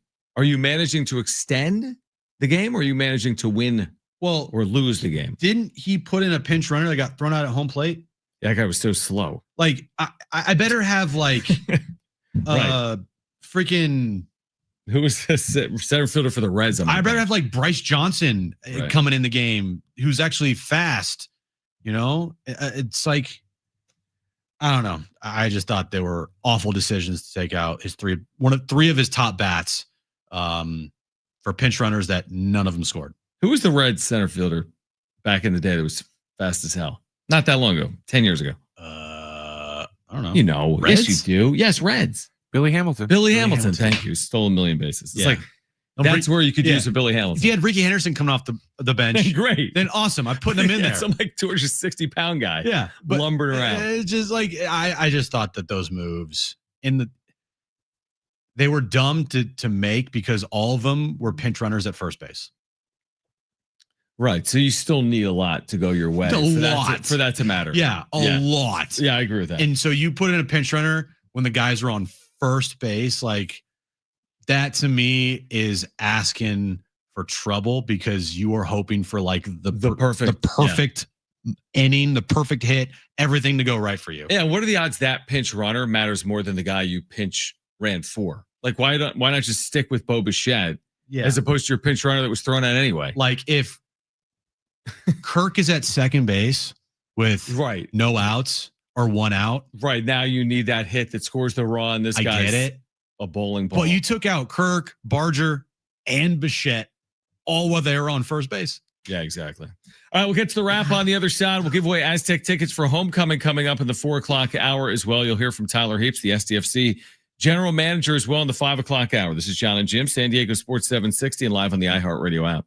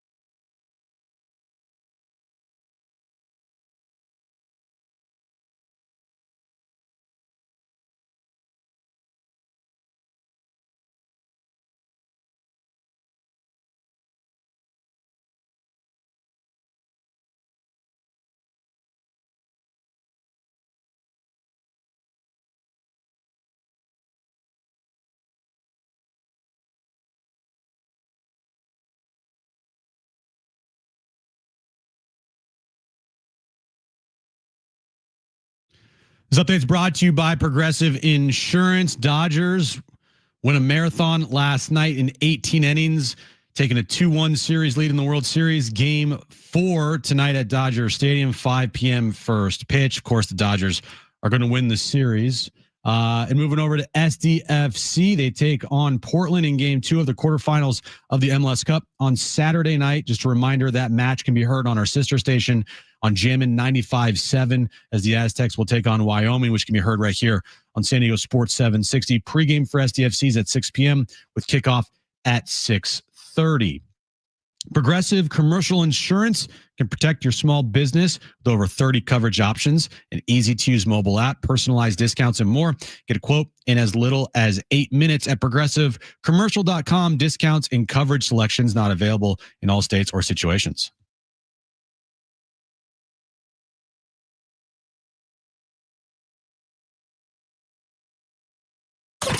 Freddie ends an 18-inning classic in Game 3. Freddie Freeman, Mr. World Series, ends the marathon at midnight. Plus the latest on the Padres search for a manager. Now live from the San Diego Sports 760 studios, it's Jon and Jim. All right, San Diego, Southern California, what's going on? Hour 3, Jon and Jim. We will give away Aztec football tickets for Saturday. We're going to get into that huge game for the Aztecs. San Diego State, Wyoming.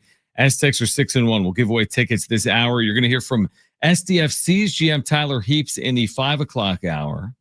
Before we get to the wrap, though, Jim wants to share some news related to pizza. What's the news? What an awful segue. We're like, I want to share about my pizza adventure. Did you make pizza last night? No, I didn't make pizza last night. Thank you for sharing. That wasn't what I wanted to share. I wanted to share how last night I had an awful Uber Eats experience. Okay. What happened? So I had. Do you want to share it? Are you too traumatized? What Can you get through it? So I was craving pizza. Yeah. Apparently. I have been craving pizza for a little bit now. I'm literally entering contests to win pizza, like stuff to make pizza with. Okay. Like a giant cast iron thing to put in the oven to cook a pizza on, ingredients, pizza cutter, like all this stuff. It's gotten bad. And it's only been like 4 days. Right. So I'm feeling pizza last night, and I'm like, Aaron, can we get pizza? Right? She's like, okay, but it has to be gluten-free. Right. Because of her health issues, she needs to eat gluten-free things for the foreseeable future. So I'm like, all right, can I get like a gluten-free option for you and then a regular for me? Like, can we do that? And she's like, yeah, it's fine. So going over Eats, I find a pizza place that has gluten-free pizza, and it looks delicious, and also has regular pizza as well. It's not going to break the bank. It's like basically a personal size pizza, 4 slices for me, and then a personal gluten-free pizza for her, 4 slices. I'm like, all right, cool. We get that. She finds a pizza. We're excited about it because we looked up reviews. The pizza place looked good. We also get like a salad. I get a Coke. Everything's great.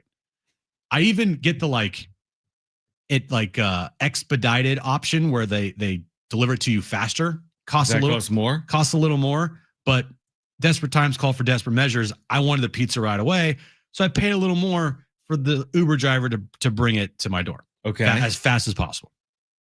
So it gets there on time, right? Everything's great. Go outside, and I'm like, "Where's the rest of my order?" They didn't deliver one of the pizzas we ordered. There's just one of two. One of two, which the pizza they delivered was my pizza. I knew it, not hers. It wasn't hers. She was not happy. They gave me a Diet Coke instead of a regular Coke. You would have been fine with it. I love Diet Coke, man. I absolutely hated it. Okay. The salad was the wrong size. We ordered a large salad. They gave us a personal small salad. Oh.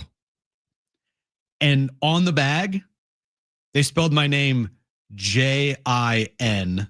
Gin. Well, that's not the worst. No, but still, it just gin is a weird, how awful it was. So did they come back? Or No, you just like forget about it, and did you get a refund? got a refund. Full thing? Just for what we were missing. Gotcha. So I got a refund for the Coke. I got a refund for the salad that was wrong. What did Aaron eat? I got a refund for the pizza that wasn't delivered. So what'd you do? She ate the salad and she had one slice of my pizza. And she was so miserable. So mad. That's my problem, man. When with food ordering, seriously, what % of the time? It's happened a good amount. It happens a lot. It happens a lot. That's my issue with like picking up food or having it delivered. Like you better check that they have it right. And I feel like they get it wrong all the time. They get it wrong a lot. And I feel like it's hard to get it wrong because it literally says on the order, like here are the 5 items. Yeah. Just I fulfill them. want chicken fried rice, but I want this, I want this, and I want a Coke. Yeah. And then they bring you like a Diet Coke. And I'm like, it says Coke on the order. Did you yell at the person? No, I didn't have anyone to yell at. I had an Uber Eats person once that thought my pizza and breadsticks smelled so good that they didn't even bring it to me. They ate it? They went to the pizza place, picked it up, and it never came. I called Uber Eats to complain, and they said that they called the pizza place. They said the person came, picked it up, and they just decided to keep it. How mad were you? I was mad because they didn't do like an instant refund. It was a thing of, oh, well, we'll recredit your card, and that took like almost a month. Oh my gosh. Here's the moral of the story. Make your own pizza. It's going to happen. Make your own. No joke today on Instagram, the dough guy. I talked about the dough guy. He's doing bring him on. Maybe. He's doing a like giveaway right now. Mm-hmm. And he's like, tag somebody in the comment section and you're eligible to win. Who'd you tag? I tagged Aaron. I should have tagged you too, because it said multiple people gives you a better opportunity to win. I would be like, I don't want to make pizza. Like I'm no joke looking up like where to get some of like the best tomatoes for a pizza to make a sauce. You got to do it, man. I'm also no joke looking up like the best olive oil to use for pizzas.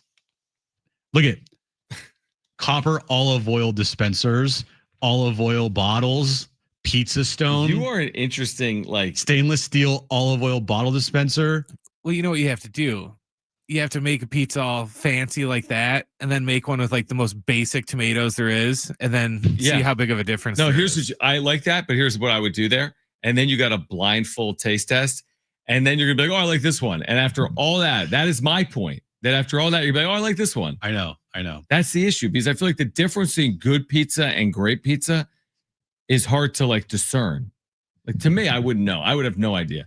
If I went to a local pizza joint in San Diego or I had Jim's Famous Pizza, I wouldn't know the difference. I haven't even made pizza yet, so how can it be called Jim's Famous Pizza? I know. No, you're right. I mean, you showed me a video yesterday from Doughboy. It looked awesome. It really looked awesome. But is it awesomer? I just need to do it. You need to do it, man. Because it's one of those things where I do know myself that I obsess over things, and then I do it, and then I'm like, okay, I'm done. And then I'll just move on. Yeah, that's why you need to do it. That's why you need to do it.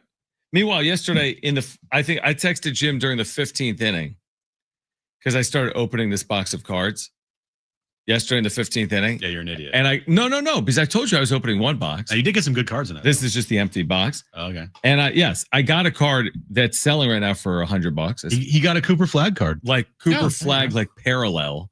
And I got the same thing with Dylan Harper and one or two, like VJ Edgecombe. Like I got some good cards.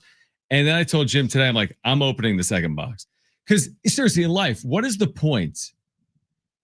Okay, I'm going to hold something for 5 years under the hope that it goes from worth $100 to $500, let's say, or even $100 to $1,000.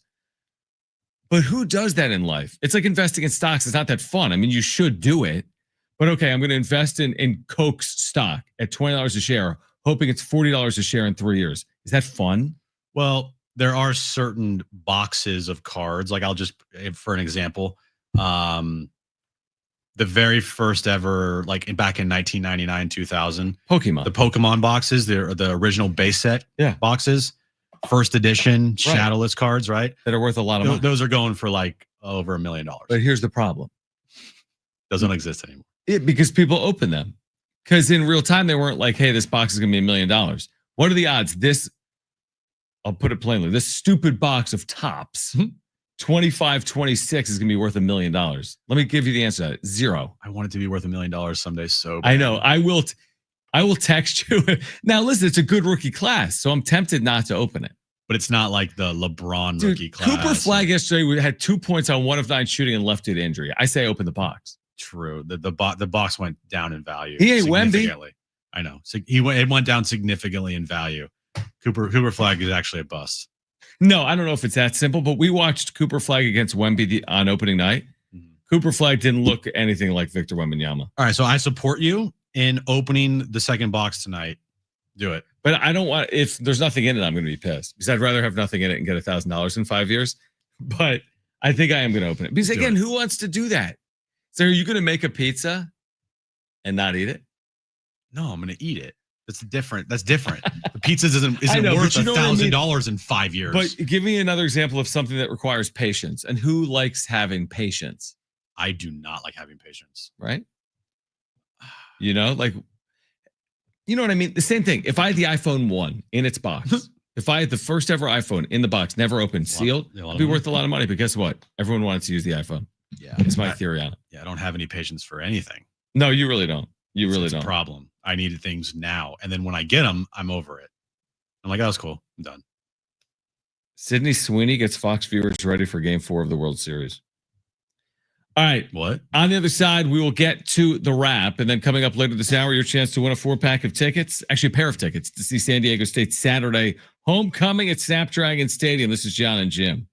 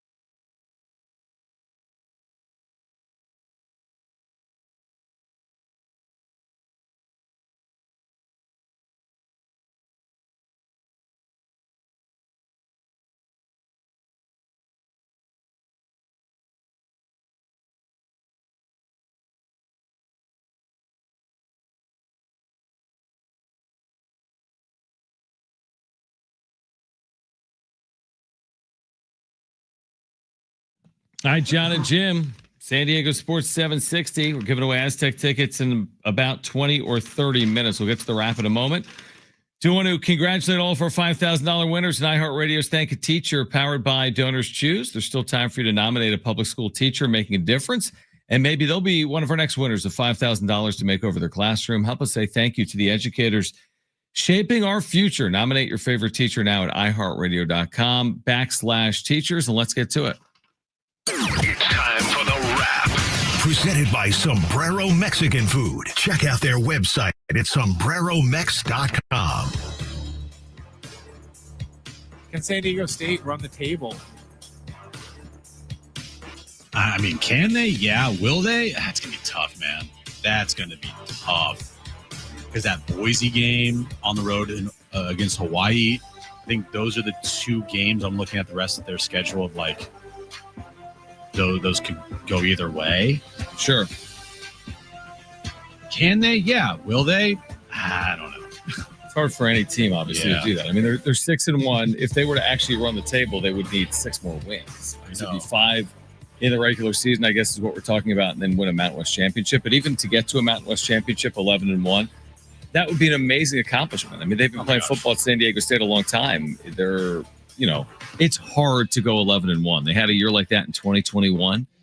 I think they were 12-1 when they lost to Utah State in the Mountain West championship game. No, they were 11-1 when they lost to Utah State in the Mountain West championship game. So, I mean, you'd love to see it, even if you slipped up somewhere. And let's say that was it, one additional loss. That's an amazing year.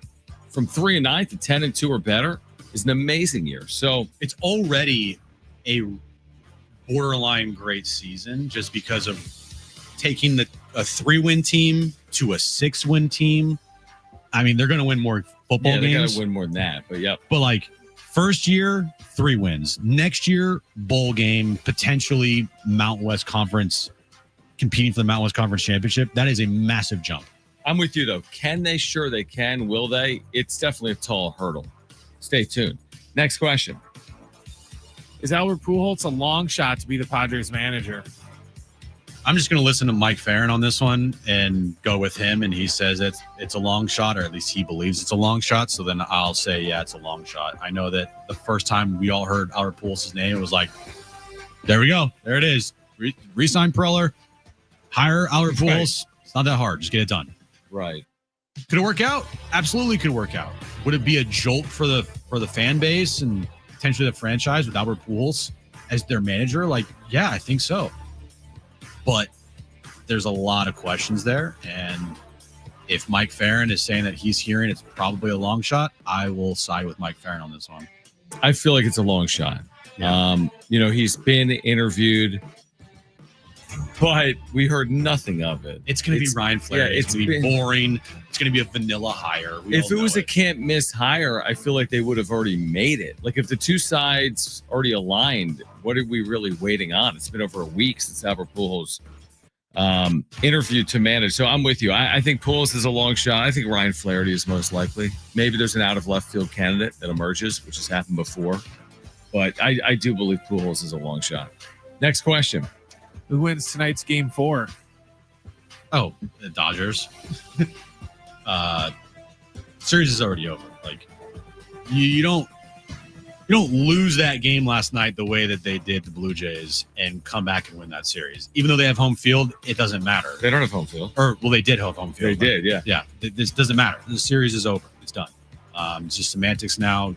It's like last night's game. We knew the Dodgers were going to win. We just didn't know when it was going to end. It's like this series. We know the Dodgers are going to win. We don't know if it's going to end in 5. We don't know if it's going to end in 6.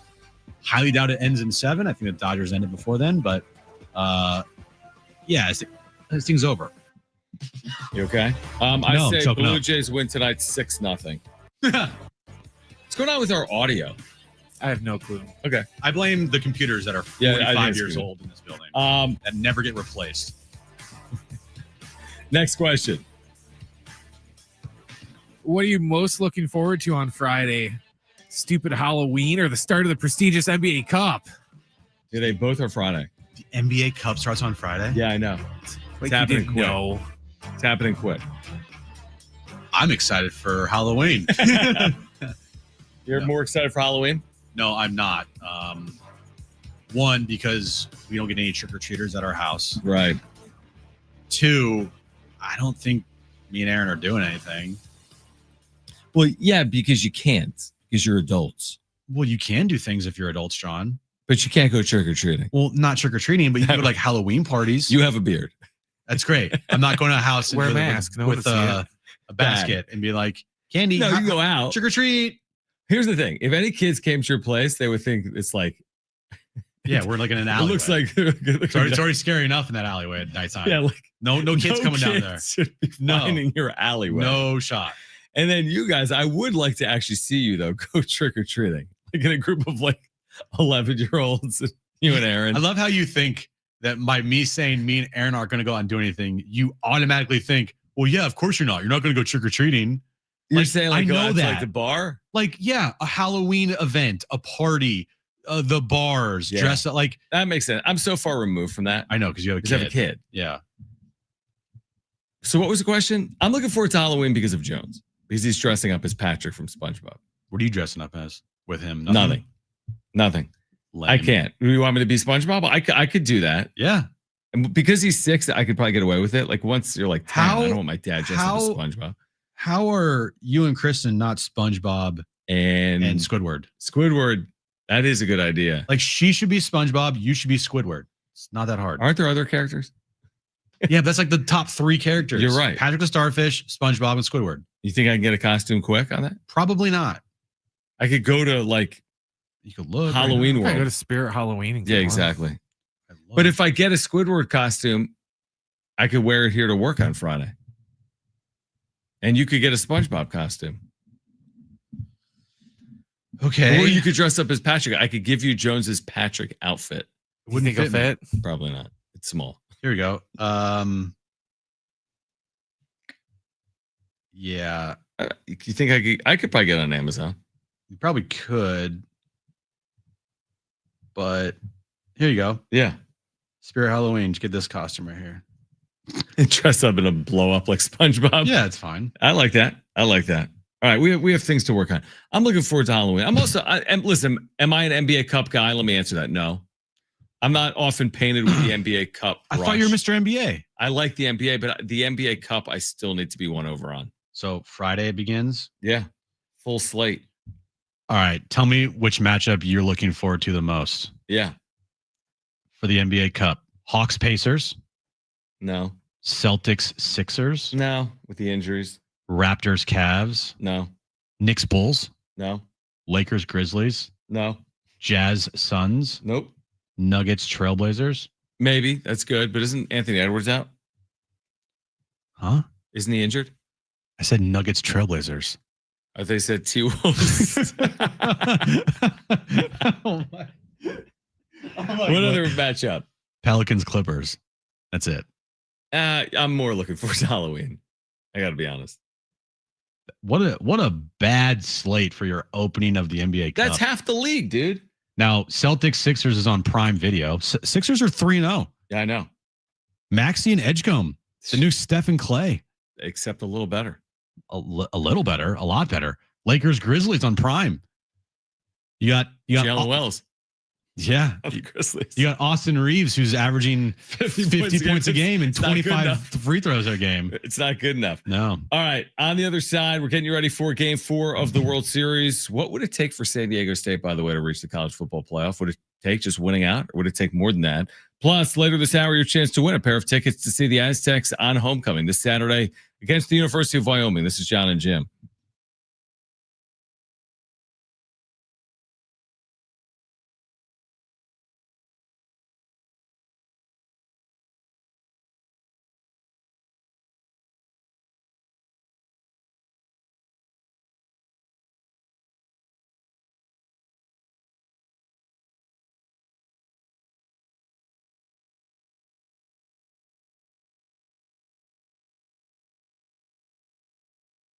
All right, guys, it is Schaefer again, and there's no better time than now, as we've been saying, to get down to your local Toyota dealer. They've got new vehicles arriving each and every day, including their most popular cars, trucks. We'll tell you more about the trucks in a moment, and SUVs. So whatever kind of vehicle you're looking for, you can hurry into your Toyota dealer today. It is Trucktober. It's going on right now at your Toyota dealer. It's the best time to get into a new Toyota truck.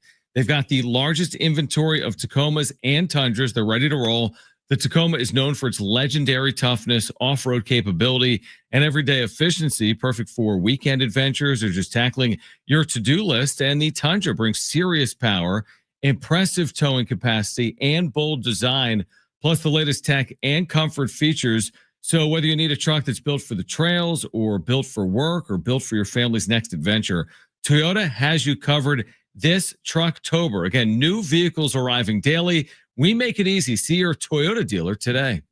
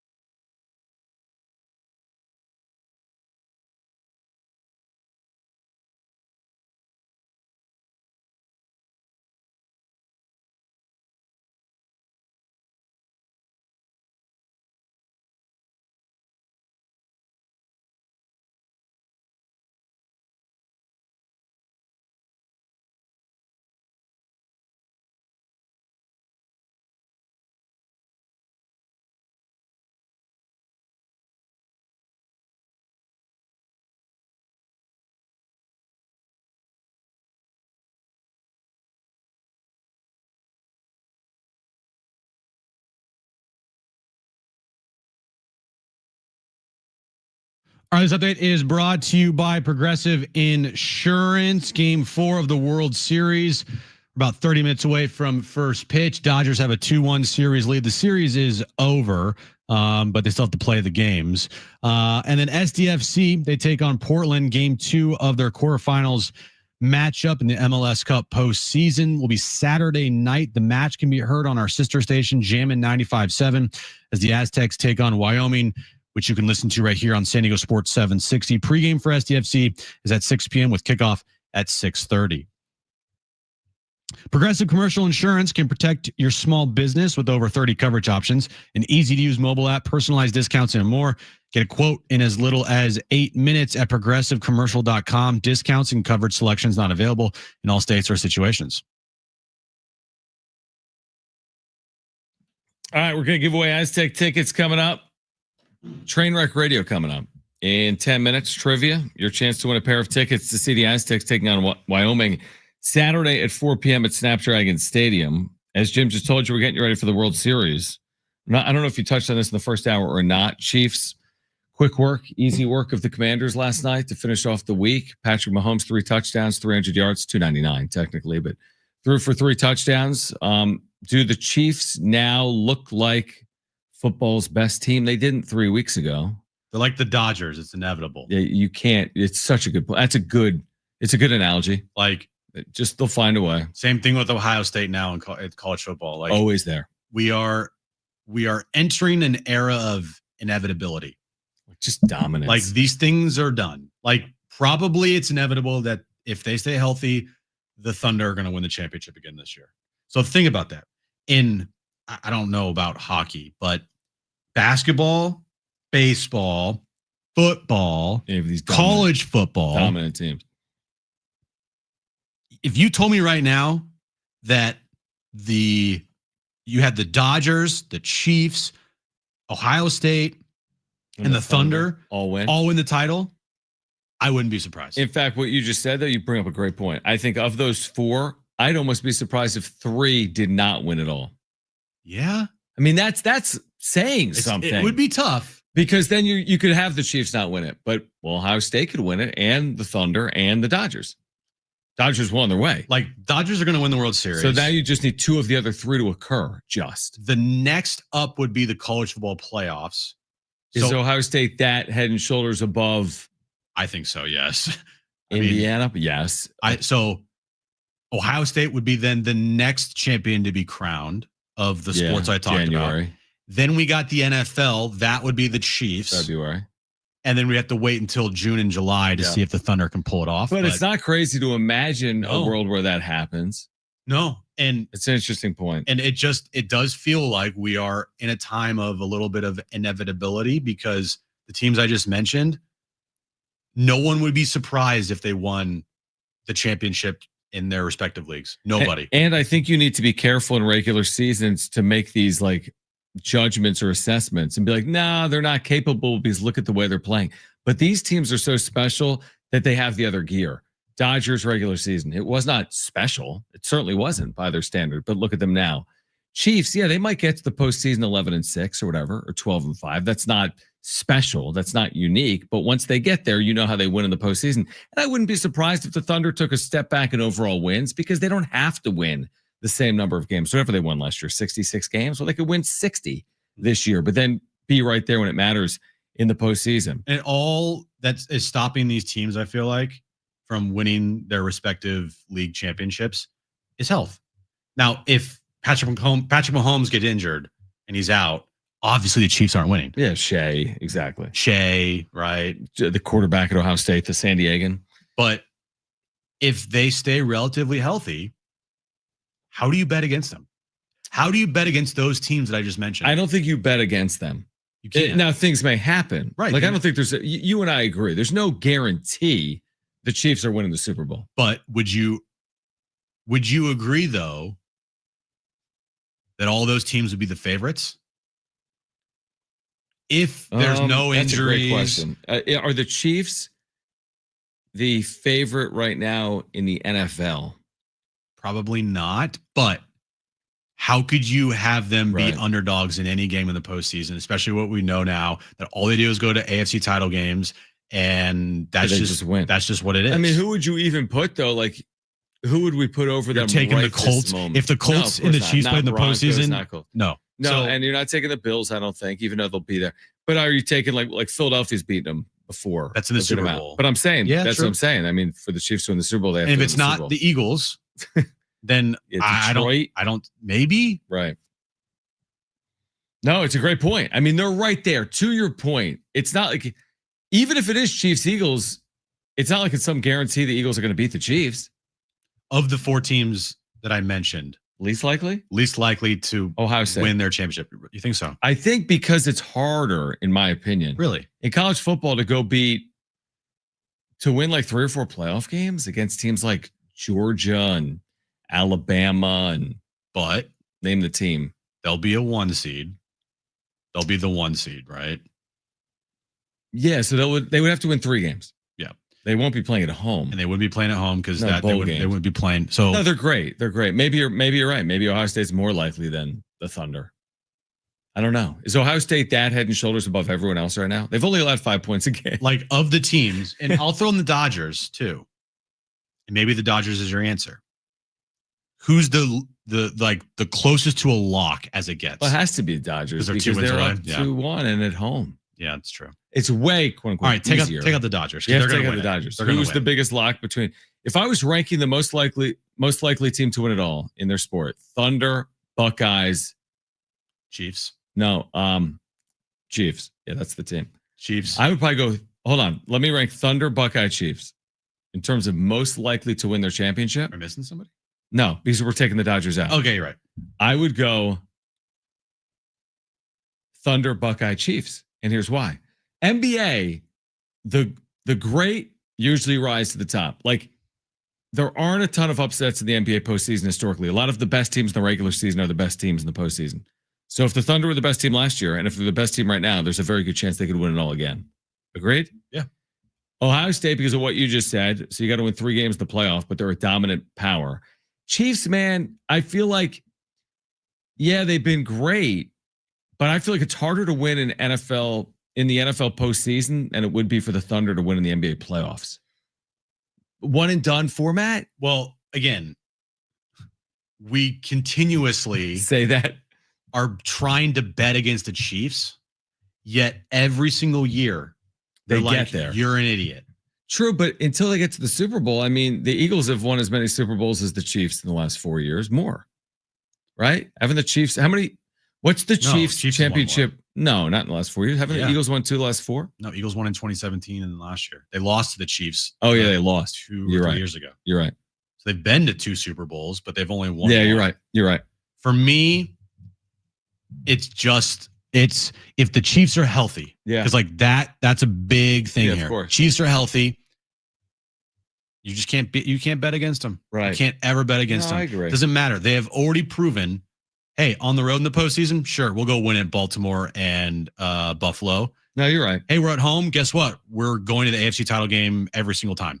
So it's we're trying to bet against the Chiefs. We're looking for things like, hey, they've fallen off because the first couple of weeks of the year they didn't look great. Dude, they won last night going away, and they weren't even that good last night. Right. They completely dominated the Commanders. It was not a close game. And they have now a healthy wide receiver room. Travis Kelce's still out there making plays. Kareem Hunt's making plays. And Mahomes is still Mahomes. And Andy Reid and Spagnuolo are still Andy Reid and Spagnuolo. And they still have Chris Jones on defense. They have Bolton on as a linebacker. Like, they just, if are healthy, how can you bet against them? So for me, I would go the opposite. I would go Chiefs, Ohio State, Thunder. Kind of opposite. We both have Ohio State second, but you flip-flop Chiefs and Thunder. Yeah. Here's what we're going to do on the other side. We have breaking Padres managerial news to share. No, they have not made a hire, but they have conducted a second interview. Oh, with whom? What? We will tell you. I won't even look because I haven't even looked. Okay, so a developing story, and we were going to do Trainwreck Radio, but we'll just give away those Aztec tickets on the other side. We'll tell you how to win those tickets. Some developing Padres managerial news we will share with you coming up next on Jon and Jim, San Diego Sports 760, About time. live on the iHeartRadio app. Wow.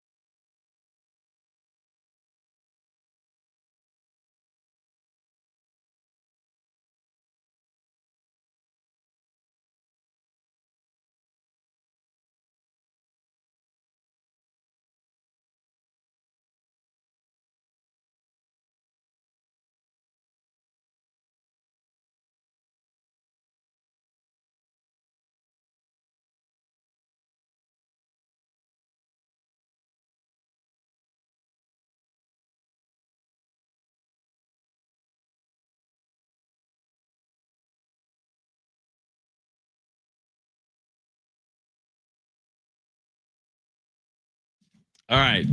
Jim has not seen the news. I'm so curious. I have not. Well, you haven't turned your mic on, so nobody can hear you. I am so curious. I thought I turned my mic on. I have not looked at social media. I have not looked at the chat. I have not looked at anything. And I told you during the break, if this is Ryan Flaherty news, I will be so mad. So tell me, what is the news and who is reporting it? Be prepared to be not disappointed.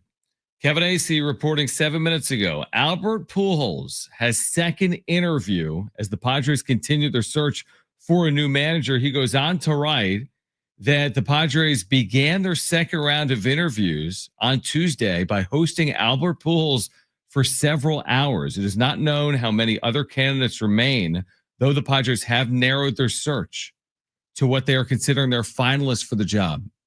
So, based on that, we can discern Albert Pujols is a finalist to become the next manager of the San Diego Padres. How about that story? I take it all back. Hire Albert Pujols right now. And now I take everything back that I said about the Padres being far away from the Dodgers. This team is now better than the Dodgers with Pujols. Yeah, they're gonna probably set a win record next year. 117, 118 wins, sweep their way to the World Series and celebrate on Market Street. I guess the first interview went well. I guess it wasn't just a courtesy if you're doing a second round of interviews with Pujols in San Diego in person for multiple hours. You kind of felt like, I know we were like about an hour ago, or maybe less than that, maybe even like 20 minutes ago. We're like, yeah, I'll listen to Mike Farron on this one because he gets a lot of stuff right and he's dialed in. Yeah, Albert Pujols seems like the guy, right? Well, I don't know about that. I don't know. I meant just because of he's the guy that's getting multiple interviews. He was on the radar first. Now, I do feel like if we find out that they go the Ryan Flaherty route or whoever else, like they say they go random route and they don't hire Albert Pujols, even though Albert Pujols now has gotten a second interview with this team. Don't you feel like the fan base would be kind of disappointed in that? Yeah, I do. And this is an interesting note in the article. Pujols was part of MLB Network's pregame coverage for Game 3 Monday and had been scheduled to be a part of coverage on Tuesday. Instead, multiple sources confirmed he's in San Diego. So he's not on the television coverage for Game 4 that he was on Game 3. So but is in Southern California, obviously. He ditched MLB Network's coverage to come interview for the Padres. That makes it sound to me like he's committed, man. Yeah, he's a serious candidate. I like it. I like it, John. Now, here's the thing. Because he writes about this, it's unknown who else is a finalist for this job. There's no way he would be the only finalist. I doubt he's the only candidate to receive 2 interviews in the process. That would surprise me. But don't you feel like whoever the other quote-unquote finalists are, Albert Pujols, doesn't it feel like he should have like maybe a leg up unless it's Bochy? Well, what about Ruben Niebla? I get it. You willing to walk away from Niebla? But I'm saying if that's part of this process, because Niebla either wants the job or Pujols wants someone else as pitching coach. Well, I mean, Ruben Niebla is under contract, so he'd have to like ask for his release. Fair. So it's kind of like it is what it is. Ruben, you could force it.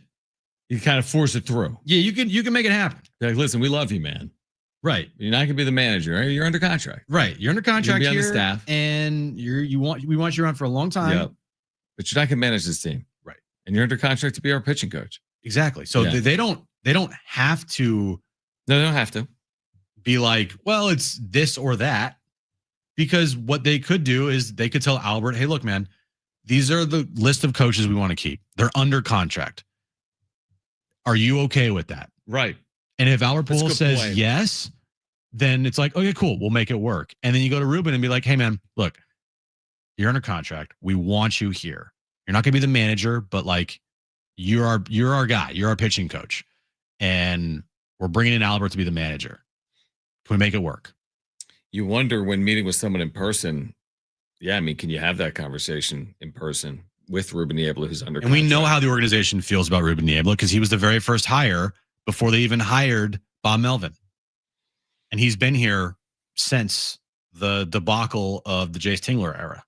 What's interesting here is he writes that, as we know, we've reported as well, Esposito and Niebla have interviewed. He says it's not known who else has interviewed.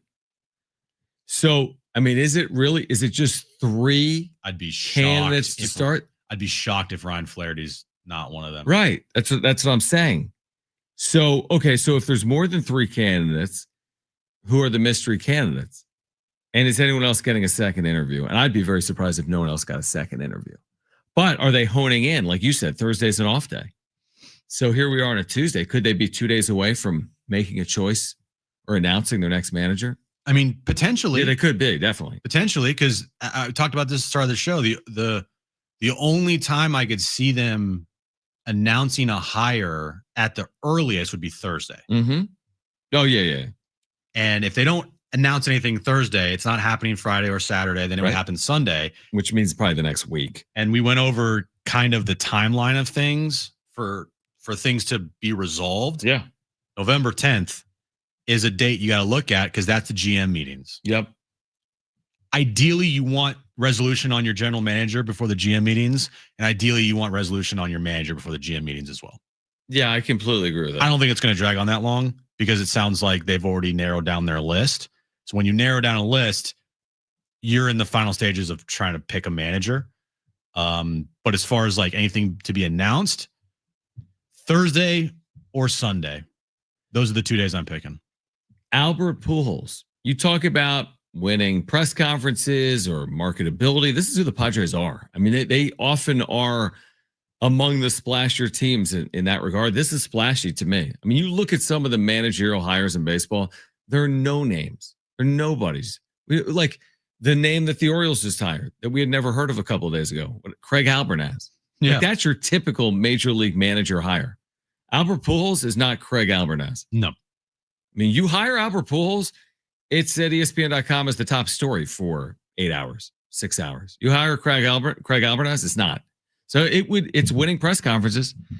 It's going to draw a ton of attention. And I do think it'll get San Diegans and Padres fans excited for whatever it's worth. I don't know what it's worth.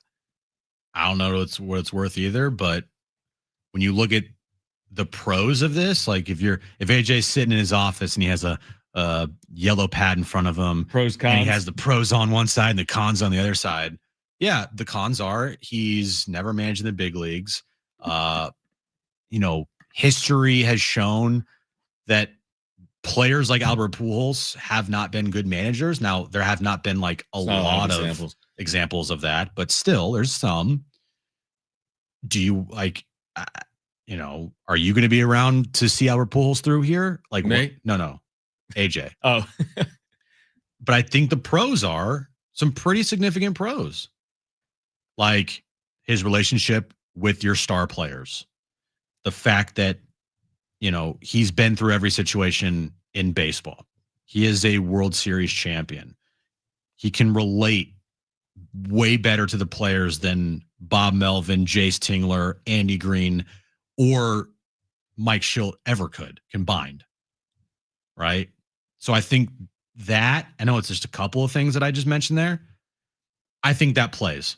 And if you surround yourself with guys on your coaching staff that have some experience as a manager or experience coaching, right? You can do it. And you're not going to be alone here, and you'll have help. I just look at it as, yeah, there are pros and cons to Albert Pujols. But if Pujols and Preller, if they can get aligned, it just makes a lot of sense to me. Get ready for your next manager for the next year. 2 years. Until they have another manager. Exactly. Could it be Albert Pujols, who, according to Kevin Acee, our Padres insider, has interviewed a second time for the Padres vacant managerial position? All right. I do want to give away Aztec tickets. So call right now if you want them. Great giveaway for Saturday. A pair of tickets to see San Diego State take on Wyoming. 2 free tickets to see the Aztecs take on Wyoming. Homecoming at Snapdragon Stadium with a 4 p.m. kickoff. Tickets are available at goaztecs.com. Caller 7, you're going to go for free. 877-767-4760. Call right now. 877-767-4760. Caller 7, you've got 2 free tickets to see the Aztecs. More on this developing story. Could Albert Pujols be the next Padres manager? That's next on Jon and Jim.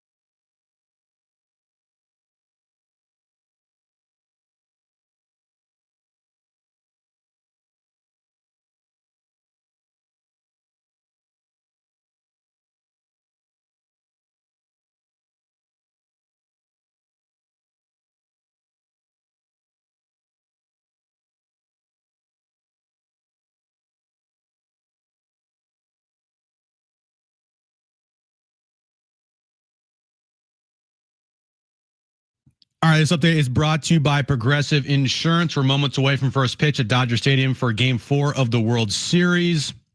Dodgers have a 2-1 series lead there. This thing is over, though. And reminder, SDFC takes on Portland in Game 2 of the quarterfinals of the MLS Cup Saturday night. That match can be heard on our sister station, Jam in 95.7.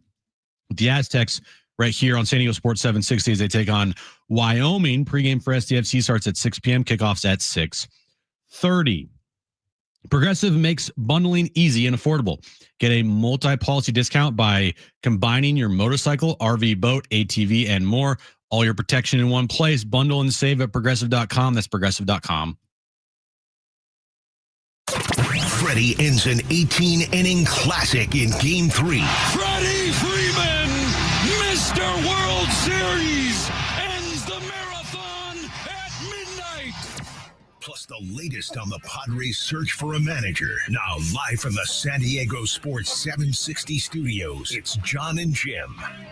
All right, San Diego and Southern California, what's going on? Final hour of Jon and Jim. We're reacting to Kevin Ace's report that the Padres have interviewed Albert Pujols for a second time, and that he is a finalist for the vacant Padres managerial opening. So we're going to react to that. Plus, we have tickets to give away this hour. Brian Adams coming to Viejas Arena November 16th, the Roll with the Punches tour. Tickets at Ticketmaster.com. So we'll give those away. We'll hear from Tyler Heaps coming up at 5:30, the general manager of SDFC. So as Game 4 of the World Series is about to get underway, the Padres may be, Jim, on the verge of making a hire. It has been a couple of weeks since Mike Shildt announced his quote-unquote retirement. And we don't know if they're centering their search on Albert Pujols or not, but they're at least serious about it, you would think. It's not one interview. It's now a second interview, and this one in person with Pujols earlier today. Yeah, I'll never say Mike Shildt retired. He quit. He quit. He quit. He quit. Quit squad. Quit squad. Brent dubbed it quit squad. What if he never manages it? Well, you don't think he's going to manage again, or do you? No, I don't, because I think that teams, there's too much out there about how Mike Shildt is just, his act is completely tired. He runs like his coaching staff since the ground. It's no one wants to deal with that. Really, I can see that. Okay, yeah, he was under contract, so it's fair. He'll be back in baseball, I think. Is like he, of course, will be like some scouting or I don't know, whatever. But manager, no shot. What were we talking about? Albert Pujols. Oh yeah, Albert Pujols, who of course future Hall of Famer, did not play for Mike Shildt. Is that correct? He did not, because when Pujols came back, he was already here. When Pujols came back to St. Louis, Shildt was already in San Diego. Correct? Yeah, I'm pretty sure. Played a couple years with the Dodgers. Played his final year with the Cardinals. Actually had some good seasons at the end, I think. Yeah, he was productive. Yeah, absolutely. He had a year with it. His last year with St. Louis, he had an 895 OPS. So yeah, could he still hit? It was only in 2022. It's a good point. I know. But so 2022, Mike Shildt was the manager. No, I thought he was already here. No, 2022 is Bob Melvin, buddy. No, but I thought he was in the front office or whatever. Oh yeah, he was. Oh, you're right. Okay, you're right. You're right. He wasn't but Mike Shildt was here. He just wasn't the manager. That's what I'm saying. Yeah, I mean, he was finding ways to weasel his way to that manager's chair. It worked. Yeah. No one has a career quite like Albert Pujols. I mean, truly, he's one of the greats. Yeah. So he's one of the greats. And now, can you take that level of success and do it as a manager? Easier said than done. That's what baseball's track record would say. But can you win over players like Manny Machado and Fernando Tatis Jr.? I think there's a lot of reasons to believe you can. I think if that's your goal, if one of your true goals are to have Fernando Tatis Jr. and Manny Machado fully motivated to play for this manager, I think you can accomplish that. And I think maybe you can get the most out of those two players by having Albert Pujols as the manager. But is that the goal of the manager, to get the most out of Manny Machado and Fernando Tatis Jr., or is that just what you expect to get out of those players regardless of who's managing? Like, are they really going to have different seasons with him at the helm? Potentially. Yeah, maybe. We've seen Fernando go through his pouty phases a lot recently. And when does he usually get out of those pouty phases? After he talks to his dad. Right. Or has a hitting session with his father, or whatever the case may be. And then he gets out of it and it's like, oh, there's Tatis. Just go talk to your dad more.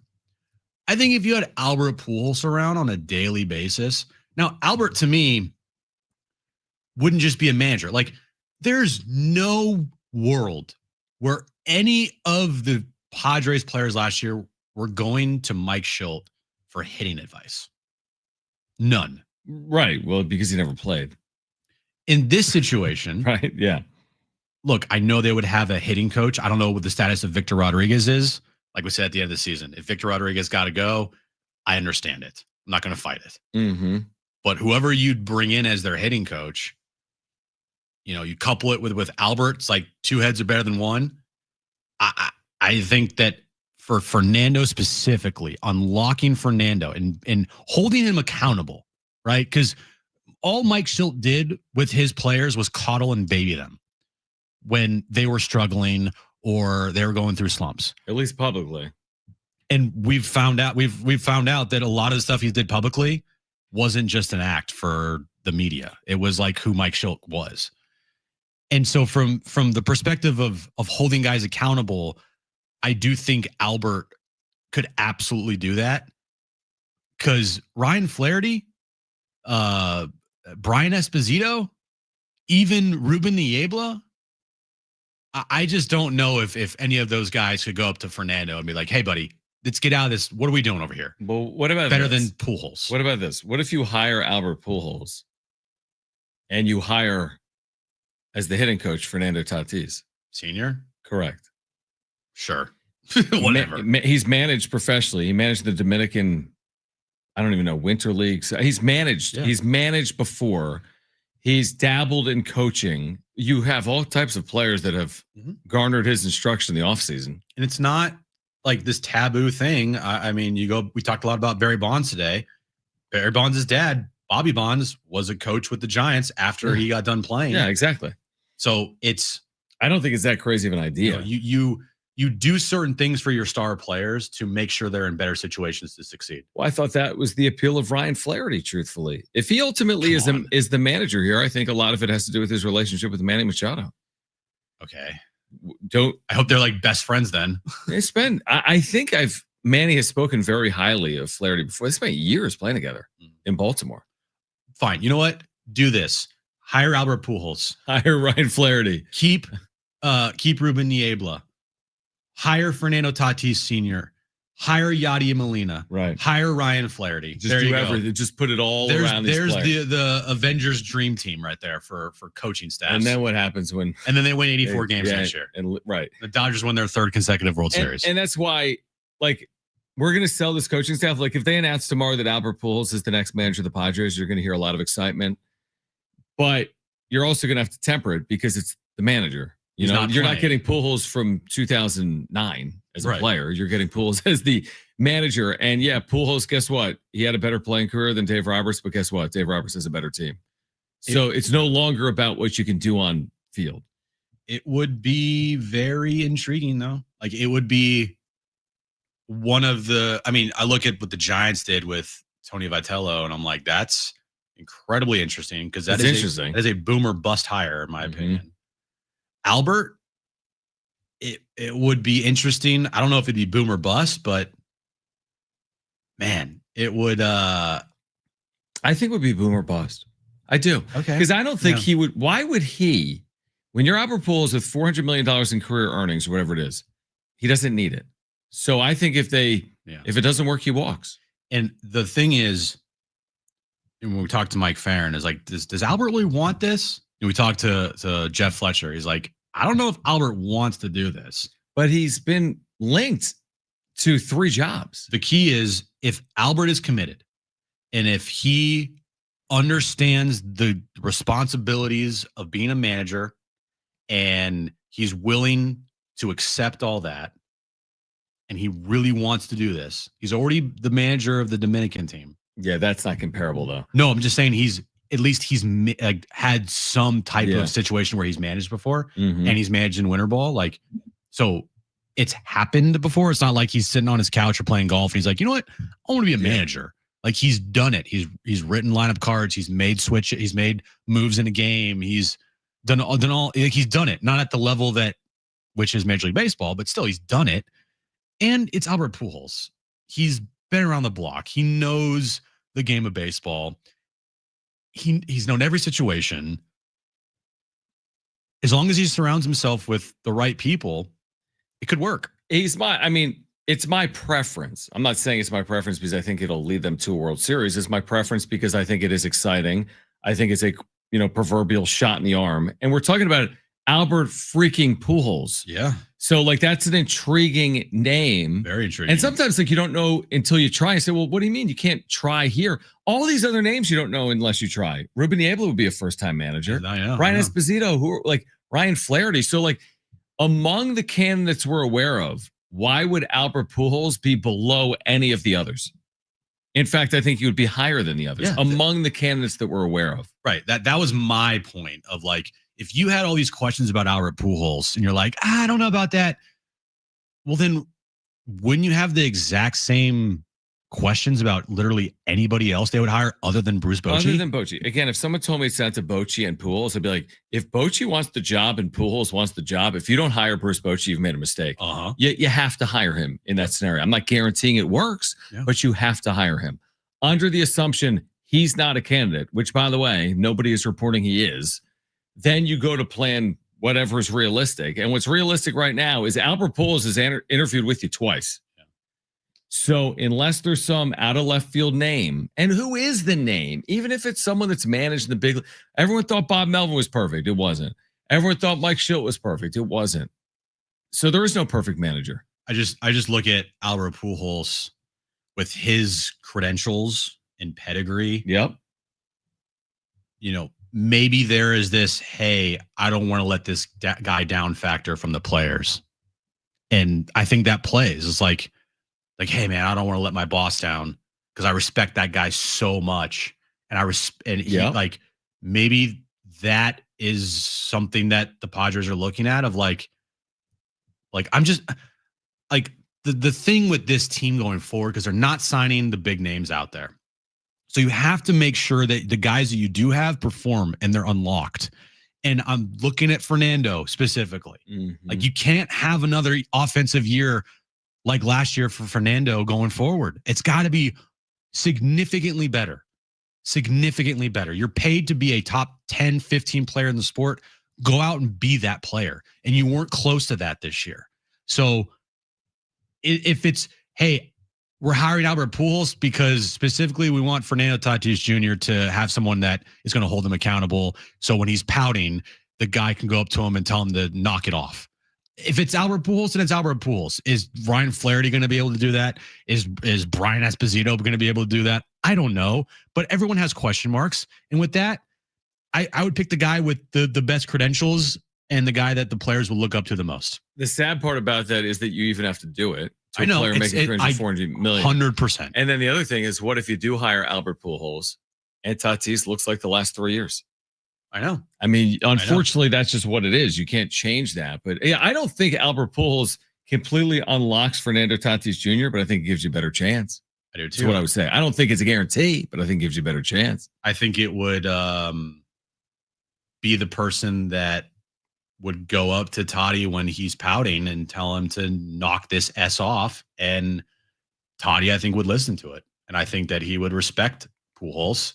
And I think that he would, I think his game I think he would lock in more than he did this past year. A lot of games this year, he looked really bad. All right, more in this developing story. The Padres have reportedly interviewed Albert Pujols a second time. He's among the finalists for the Padres' vacant managerial position. So we discussed, plus updates from Game 4 of the World Series in Los Angeles, plus Tyler Heaps, SDFC GM, coming up at 5:30 on Jon and Jim.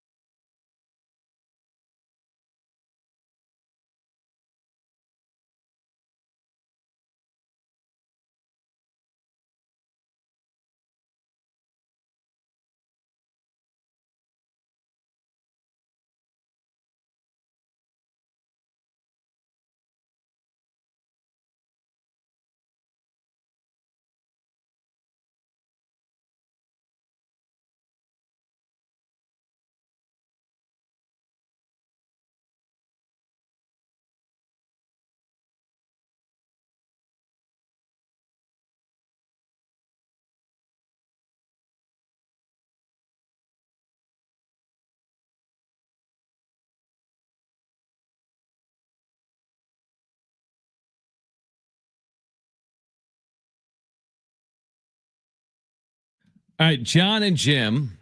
Tyler Heaps is the general manager of SDFC. They've got a 1-game 10-on series lead in the Western Conference quarterfinals. They'll play Portland this weekend. You'll hear that conversation coming up at 5:30. We're talking about Albert Pujols reportedly interviewing a second time for the Padres manager position. Plus, we're discussing Game 4 of the World Series, Jim, underway and scoreless after a half inning. I'm glad that the TV's on mute because Joe Davis You can't deal with Joe Davis. is just probably gargling Shohei right now, Was that along with everybody else on the broadcast. I mean, that wasn't outing there? What a half inning, scoreless.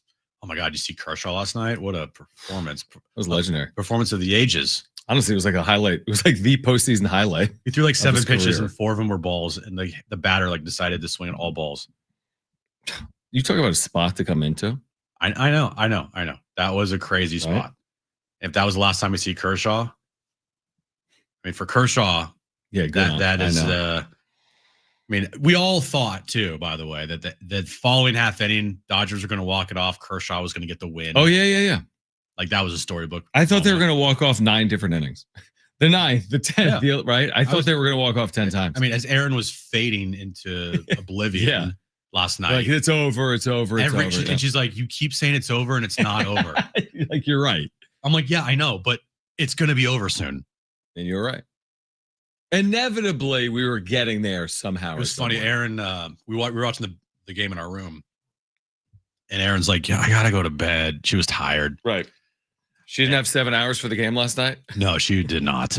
Especially with she was pissed off about the pizza debacle. Oh, the pizza debacle. Yeah, that was not a fun hour and a half. Right. She's like, "Can you just go watch the game in the living room and tell me what happens?" So I get up, go in the living room, sit down, and as I sit down and turn the game on, that's when Freeman hits the walk-off. And I'm like, did you then tell her? Well, I told her this morning, I'm like, the game went 28 innings and the Dodgers had a walk-off. And she's like, "Shut up." No, just kidding. I was like, "Nah," but they hit a walk-off like the very next inning. She's like, "Okay." Yeah, Kristen, when she woke up, was like, "How did the Dodgers win?" Yeah. Without knowing that they won. And Right. I said, "Yeah." You're exactly right. Yeah, everybody knows. And here we are again. Again, I will play tricks with my mind and be like, "Well, you never know." Like if the Blue Jays go up 2-0 in this game, you're like, "You never know." But it's like Lucy pulling the football away. Yeah. We're doing it now with something that has nothing to do with the Padres. I am already 100%. No, but you're not, because you just said if the Blue Jays go up 2-0. No. I'm saying you would say that. If the Blue Jays go up 2-0, I'm going to say this series is on. You're not? No. I'm not. What if they went up 4-0? No. 7-0, yes. 4-0, no. Wow. Okay. So you're very convinced right now. Oh, I am. You don't need any more convincing. You think they walk Ohtani here? Now that's fascinating. I need to see it. I say no. What do you say? Quick. I say no. I say no. Not the top of the, or excuse me, bottom of the first inning. Very first batter of the game. Last 13. Oh, this is stupid. Plate appearances at home. Yeah, he's at home. He's incredible. On the road, he sucks. On the road, he's Tyler Wade. Worse. Like- Tyler Wade's better on the road. At home, he's like Bryce Johnson. Basically. Right? He's Bryce Johnson had a nice year. Basically, yeah. So they will pitch to him. They're going to pitch around him. There should be a penalty for that pitch being a ball. There should be. Who had the take? You just shared something with me at a break. You're like, there needs to be a penalty if you're going to intentionally walk Shohei Ohtani. Make it 2 bases. Oh, yeah. You can do it, but it costs you 2 bases. Yeah, some writer for the San Francisco Chronicle. You can't just make up your own rules. Like, what? And they're just going to walk him again. Like, they're not going to pitch to him. I get it. I get it too. I wouldn't do it either. I am not going to let Ohtani beat me because the questions that you'll have to answer if that were to happen, it's just not worth it. I'm either going down because Mookie Betts and Freddie Freeman beat me. I'm not going down because Ohtani beat me. Serious question. We'll see if he walks or not. What is the record for most consecutive plate appearances reaching in the postseason? Is it 9? Ever across multiple? Has anyone reached base safely in more than 9 consecutive plate appearances? I don't know. I don't know either, but 9's a big number. Like, and I don't know, did he reach game. his last time up the game before? Oh, I don't know. But you know, he's already at 9. So if he reaches here, and he struck out, that's a strike. Yeah. This umpire's awful for both sides on the first first inning here. I think he should have struck out. But he's reached now 10 consecutive plate appearances. That's got to be like a postseason record. Yeah. Crazy. Wow. You know what could change this? If Pujols was named manager of the Padres, none of this would be happening. Pujols wouldn't walk Shohei. He's not walking him. He'd be like, throw at his head. Well, he did that this year, remember? And then Ohtani was like, just stop. I'm not playing this cat and mouse game. You think Dave Roberts would try to fight Pujols if Pujols was the Padres manager? No, I don't. Well, first of all, he managed him like 2 years ago. I know. He played with all these guys. Yeah, it's all of them. It's what strikes more fear into the Dodgers dugout? Albert Pujols is your manager, or freaking Ryan Flaherty, Mike Schilt, or Mike Schilt. Remember when Mike Schilt like took his glasses off? He's like, "All right, play the game. You have to ring me up." Mike Schilt, right? You remember that audio? And John Boy is like, "Hey, listen, I can get loud, but I have to get tossed because Manny got tossed. So what's it gonna take?" Mike Schilt, man. 1 of 1. 1 of 1. A little bit. 1 of 1 being like not in a great way, not in a good way either. No, he had his pros, he had his cons. Is what I would say. Honestly, is how I feel. He did, but I am very happy that I don't have to listen to the guy speak anymore. Yeah, you can. I'm very happy that guy's gone. I'm sorry. Again, I don't think you're winning a World Series with it. You know what I mean? I think that, winning 90 games as a manager, that's good. I just think that you can get somebody so much better than Mike Schilt. And I think, see if they can. I just think the guy was kind of a fraud, to be honest with you. Let's see if they can this offseason, potentially with Albert Pujols. Yeah, good riddance. All right, so game 4 underway. Blue Jays, Dodgers Stadium, with LA leading the series 2-1. It is scoreless in the first inning. We'll switch gears on the other side. Tyler Heaps is the first-year general manager of SDFC, because it's the first year of SDFC. If you missed our conversation earlier, you're going to hear it on the other side as they get ready for game 2 of their series against Portland in the Western Conference playoffs. That's next. Stay with us. Jon and Jim, San Diego Sports 760, and live on the iHeartRadio app.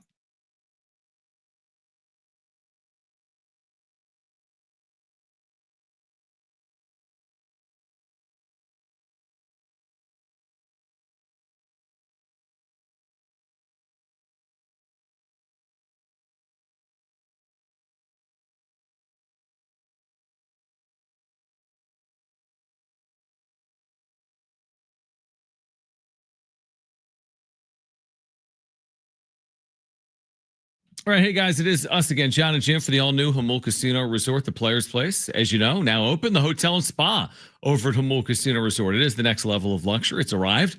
You can treat yourself to a stunning new stay, rooftop, relaxation, indulgent spa treatments, all the thrills of Jamul Casino Resort, now all in one unforgettable destination. And savor San Diego's ultimate endless dining experience at Jamul 23, from their world-famous lobster brunch served every morning to the luxurious VIP endless dining experience. Each evening, indulge in chef-created specialties, fresh seafood, prime cuts, and decadent desserts, all with stunning panoramic views. So you're going to have to check out the spa, because you can now unwind in style, experience pure relaxation, indulgent treatments, serene spaces, and a retreat designed to refresh your body and mind, only at Jamul Casino Resort. Learn more and book a treatment today at jamulcasino.com/spa at the all-new Jamul Casino Resort, the Players Place.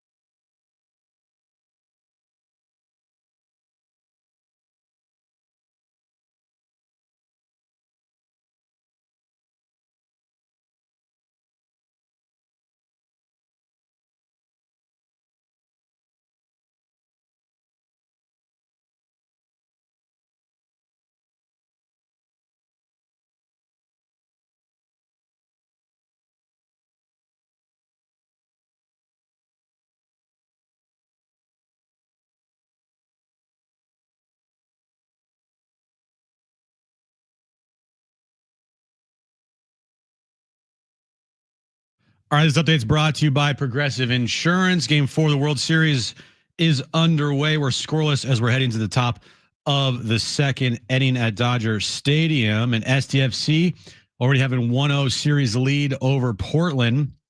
Game 2, the quarterfinals of the MLS Cup, Saturday night on the road in Portland. That game can be heard right here. On our sister station, Jam in 95.7. The Aztecs can be heard on San Diego Sports 760 as they take on Wyoming. Pre-game for SDFCs at 6 p.m. with kickoff at 6:30.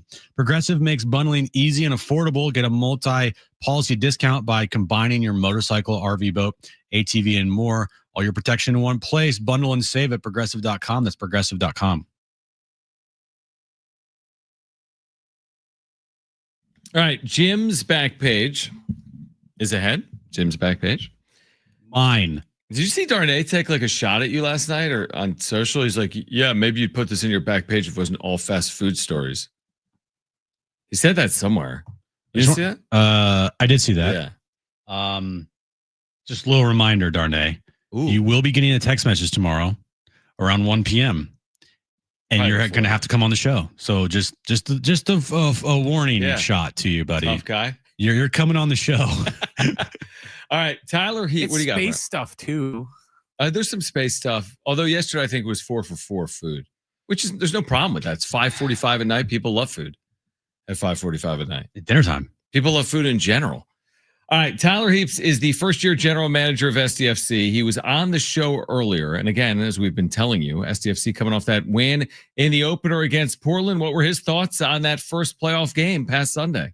I thought it was a great performance. I thought the first and foremost, the spectacle was phenomenal. From the pre-match festivities to everybody in their seat well before the kickoff to the atmosphere throughout. And I think the performance, particularly in the first half, was a really strong one where we got 2 goals. I think we could have got a couple of more and had to hang on a little bit in the second half, but still I thought we did so in pretty clinical fashion. So looking forward to getting back up there on Saturday, but step 1 of the process done and got off to a good start. Yeah, and when you get into the postseason, it's not about style points. It's like it doesn't matter how you get the job done, just get the job done. I know you mentioned, and at watching that match, I mean, there's a lot of goals probably that were left out there. Probably should have scored 4 or 5 goals, but at the end of the day, as long as you score another one more goal than your opponent in the postseason, it really doesn't really matter.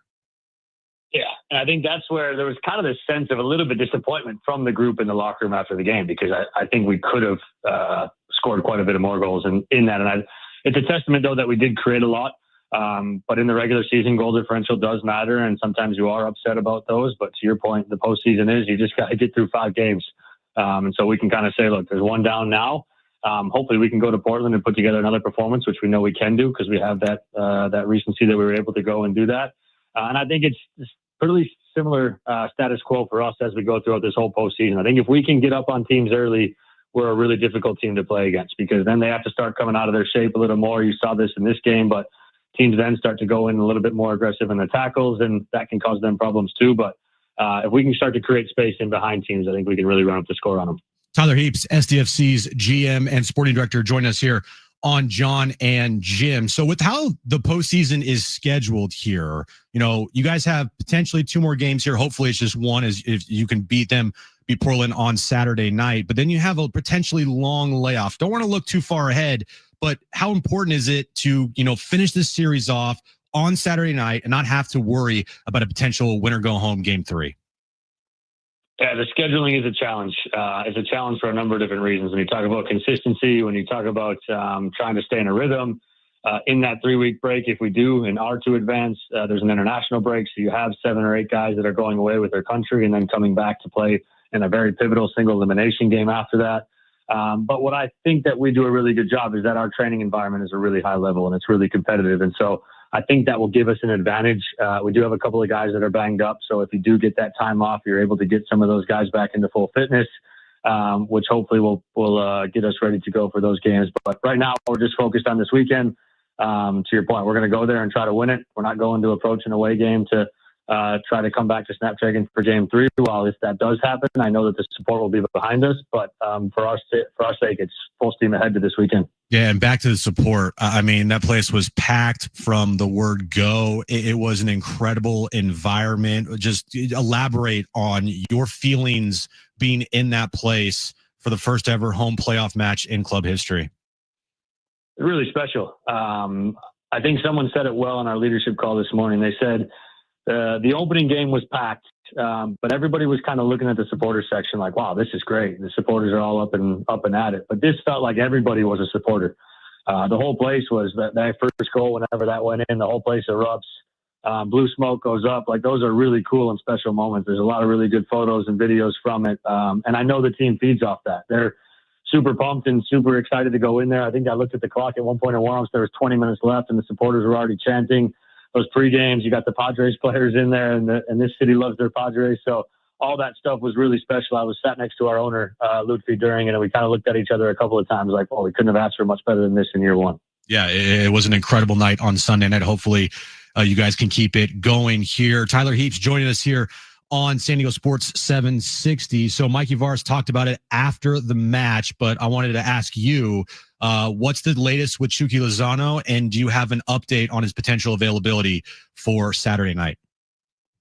Yeah, Mikey, you touched on it after the game. My response will be the same. He's responded really well. He had a good week of training this past week. Still needed to see a little bit more, and then he's came on the training pitch yesterday after the game. He also was there during the field. He was a huge support to his teammates, which was great to see. He's fully invested. He wants to get back out there. I know he wants to make an impact and help this team win. So we're hopefully fully expecting him to be available for that road trip up to Portland this weekend. And if he is available for your guys' match on Saturday, what does that do to the dynamic of the club, and how does that change things going forward with Shuki potentially being available? I think he's another really quality player that we get to add back in the group. For us, we see it as a massive positive. He's somebody that has different qualities than what we have. We have played really well in the last couple of games, but he is a special player, and he adds some of that specialty when he's involved. So let's see how the training week shakes out. But I do like having him back in the squad is a huge lift for us. We see it as a massive positive, and if he's committed to fully helping the team win, he'll be there this weekend. Tyler Heaps joining us here on Jon and Jim. So as we talked about, just it doesn't matter how, there's no style points here in the postseason as long as you pick up the win. That's all that matters. But still, working on some things for game 2 is what the team is going and the club is going to be doing for this week. So after your first match here, what are some things that you like to see in game 2 that you hopefully, can see the team improve on here? And hopefully you guys can finish off Portland on Saturday night. Yeah, it's consistency. I think when we play at a really high level, which that 15 to 20 minutes with tempo, when we play together as a collective, when we're close to each other, when we're playing those short passes, we can really pick teams apart. When we start getting a little bit bigger in our shape and start to play a little bit more expansive balls when we're not in positions to do so, I think that's when we give teams a chance. Portland is a team that has a tremendous amount of athleticism. You see it on display whenever they're able to counter on the goal that they did score. So if we can just continue to stay consistent in what makes us good and special, and that's what we want to see when we go back to Portland. We're going to go into a hostile environment there. They've got a tremendous support. They'll for sure be up for it, considering what we did to them last time when we were there. And they're playing for their lives. And that sometimes makes you play a little bit different. So for us, it's about controlling what we can control, making sure that we're on the ball, making sure that we're trying to take the crowd out of it. And then it's about taking your chances when they come. We were fortunate that Oni was able to do that early on, and then what a goal by Dreyer just right after that. But if we can kind of start to build off of that and start to take these chances that we know we're going to create, I think we should be just fine. Yeah, isn't it very fitting that Valakari, scores the first ever playoff goal for you guys? He also scored the very first, I believe, home goal for you at Snapdragon Stadium. It's just very fitting for you guys, right? Yeah, he's going to be the answer of a lot of trivia questions in the future. And I think you're pretty safe off right now if you answer Valakari or Dreyer if there's a question about San Diego FC goals in their history. Yeah, and you guys are, experienced a lot of firsts this year. Obviously, it's your guys' first year in MLS. But at what point this year did it just like that kind of go to the side of like, wow, this is our first, and then okay, we have a job to do here and make sure that you guys stay on track. And yeah, we'll talk about the first and everything, but at some point I'm sure that it just, okay, this is work as usual, right? Yeah, but the crazy part is we still have first, right? I know. Now we're going in the first away playoff game, and then hopefully it's the first playoff series win. And I think what has been really impressive is the fact that the group, the staff and the players have been able to stay just consistent and be able to not let any occasion get too big. Because, again, the same approach that we went into that playoff game, we didn't look like that was a different game. That was the same San Diego FC that this that this city has seen all season. And that's what we want to do because that gives us the best chance to compete for a championship. And so these are all still first, which is crazy to say because we've been doing this for 10 months. But the group has stayed really well grounded and they've really just went full steam ahead for what we've asked them to do. Well, game 2 is on Saturday night in Portland. SDFC has a 1-0 series lead. Just a reminder, you can listen to that match right here on our sister station, actually, 95.7, Jam at 95.7. 6 p.m. is when our pregame coverage starts. 6:30 is when match day gets underway. Tyler, thanks for joining us. Good luck this weekend. And hopefully we talk to you upcoming here as you guys hopefully advance here in the MLS Cup playoffs. All right. That was Tyler Heaps, general manager of SDFC. Why didn't you ask him? Do you think it's been the best season in franchise history? I should have asked him that. Jim is so mad because someone on the text line, 858, said, beep talking the manager after he leaves town following back-to-back 90-win seasons is so on brand, LMAO. Never changed, Jim. And then, of course, you wrote back and said, like, bro, I've been talking Mike Schilt since he got here. This is not new news. He followed up by saying, do you think Pujols is aware that you'll talk beep behind his back after his tenure? What do you mean behind his back? We're on the radio. I don't know the guy. And we're on the radio. Anyone could this isn't behind someone's back. We're saying it publicly. I get paid to give my opinion. And I've said multiple times while Mike Schilt was the manager here, how I thought he was a clown. You have said that. Like, this is not me deciding to unload the clip after Mike Schilt quit. Right. I saw very early on Mike Schilt was a sensitive, thin-skinned, manager in this sport, that he coddled his players and he didn't live in reality and he was stubborn. And the only thing that made him enticing to keep here is that his team won baseball games. Other than that, I thought the guy was a complete fraud. So I was as honest as it comes while Mike Schilt was here. Now that he's gone, I'm saying the same thing. Yeah, you can't be critical of Jim for not being honest when it came to his opinion on Mike Schilt. I mean, come on. And it's not, none of this has been behind anyone's back. Listen to the show, He says, right, because you would never say it to their face. Well, what does that mean, though? It's because we aren't in front of their face. Do you want me to go to the ballpark and... It's so funny. It's like you hold someone accountable or say what your actual opinion is. Like, I can't believe you actually offered your honest opinion. I know. What would you rather have us say? Just lie to you? Is that a better show? Seriously, is that better? You just want us to appease everyone? Do you want me to take my pom-poms out and just Where are your pom-poms? Teams? They're in my closet somewhere. Your brown and gold pom-poms? Yeah, I don't really.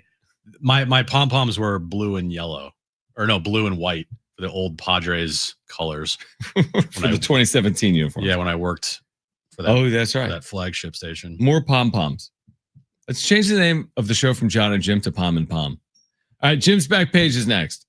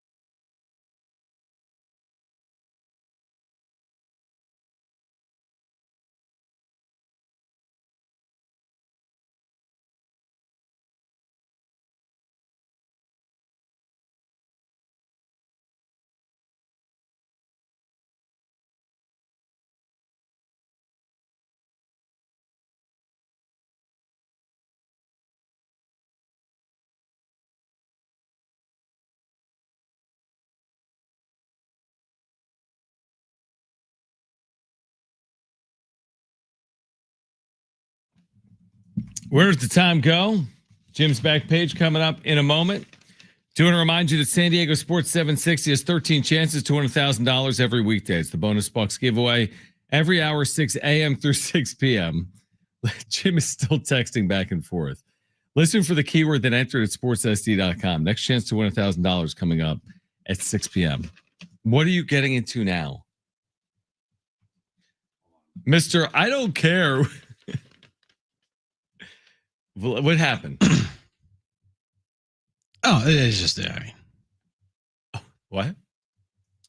Where is this here? This 858 number saying, acting like you would say this to his face if he were still employed. LOL, sure thing. What does that even mean? I get paid to talk on the radio to give my opinion.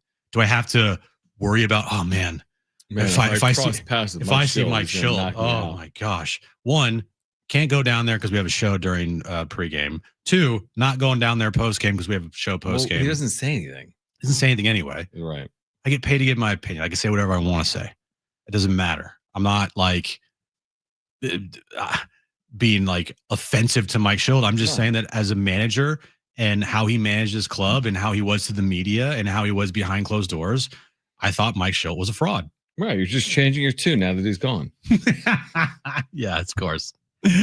Nothing. One thing you cannot say about Jim is he changes his tune or like doesn't offer his opinion. Right? Right. I mean, seriously.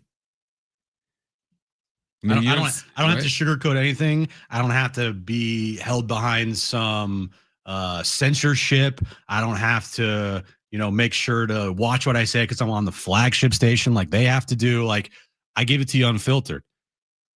If you're going to be sensitive about this stuff and be like, oh my gosh, I can't believe you would say those things behind Mike Schill's back. I literally couldn't care less. I like the word unfiltered. Shohei Ohtani has been staked to a 1-0 lead on a sac fly from Kike Hernandez. So 1-0 Dodgers as they move to the third inning at Dodger Stadium. Let's get to this.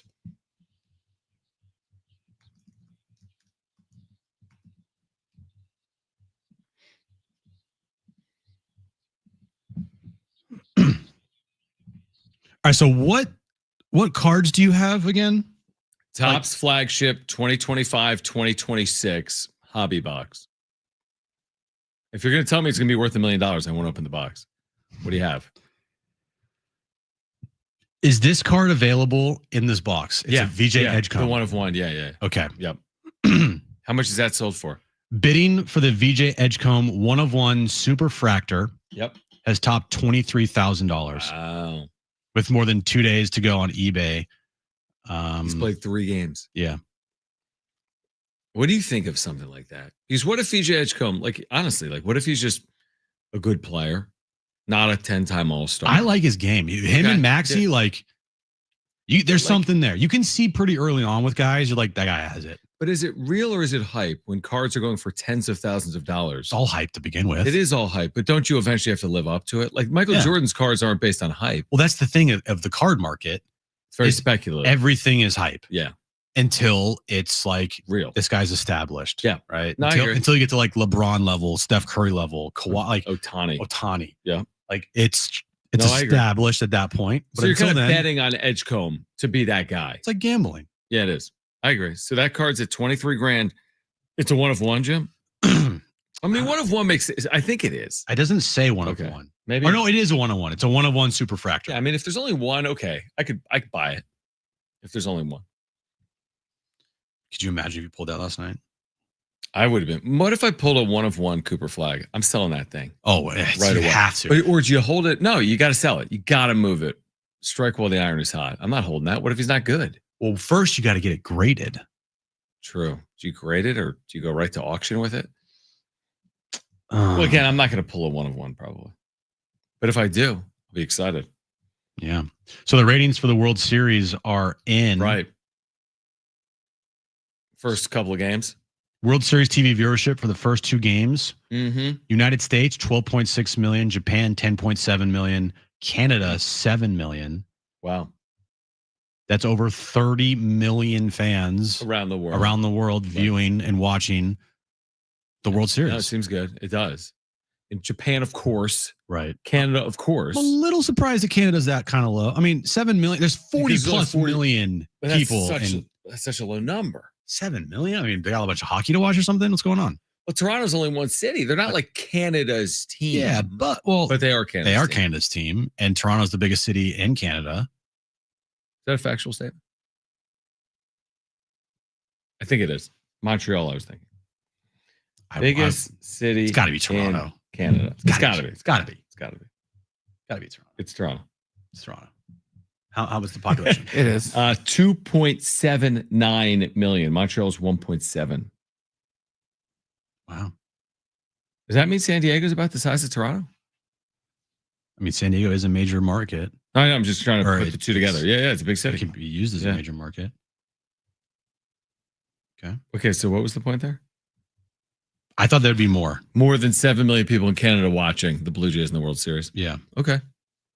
But yeah, I buy that. But 7 out of 40. You know what I mean? What's the U.S. equivalent? We have, 300 million people? That would be like if you got to do the math on 70 million people were watching. That's crazy. You know? That's crazy. 60. And finally, your favorite app of all time, Whatnot.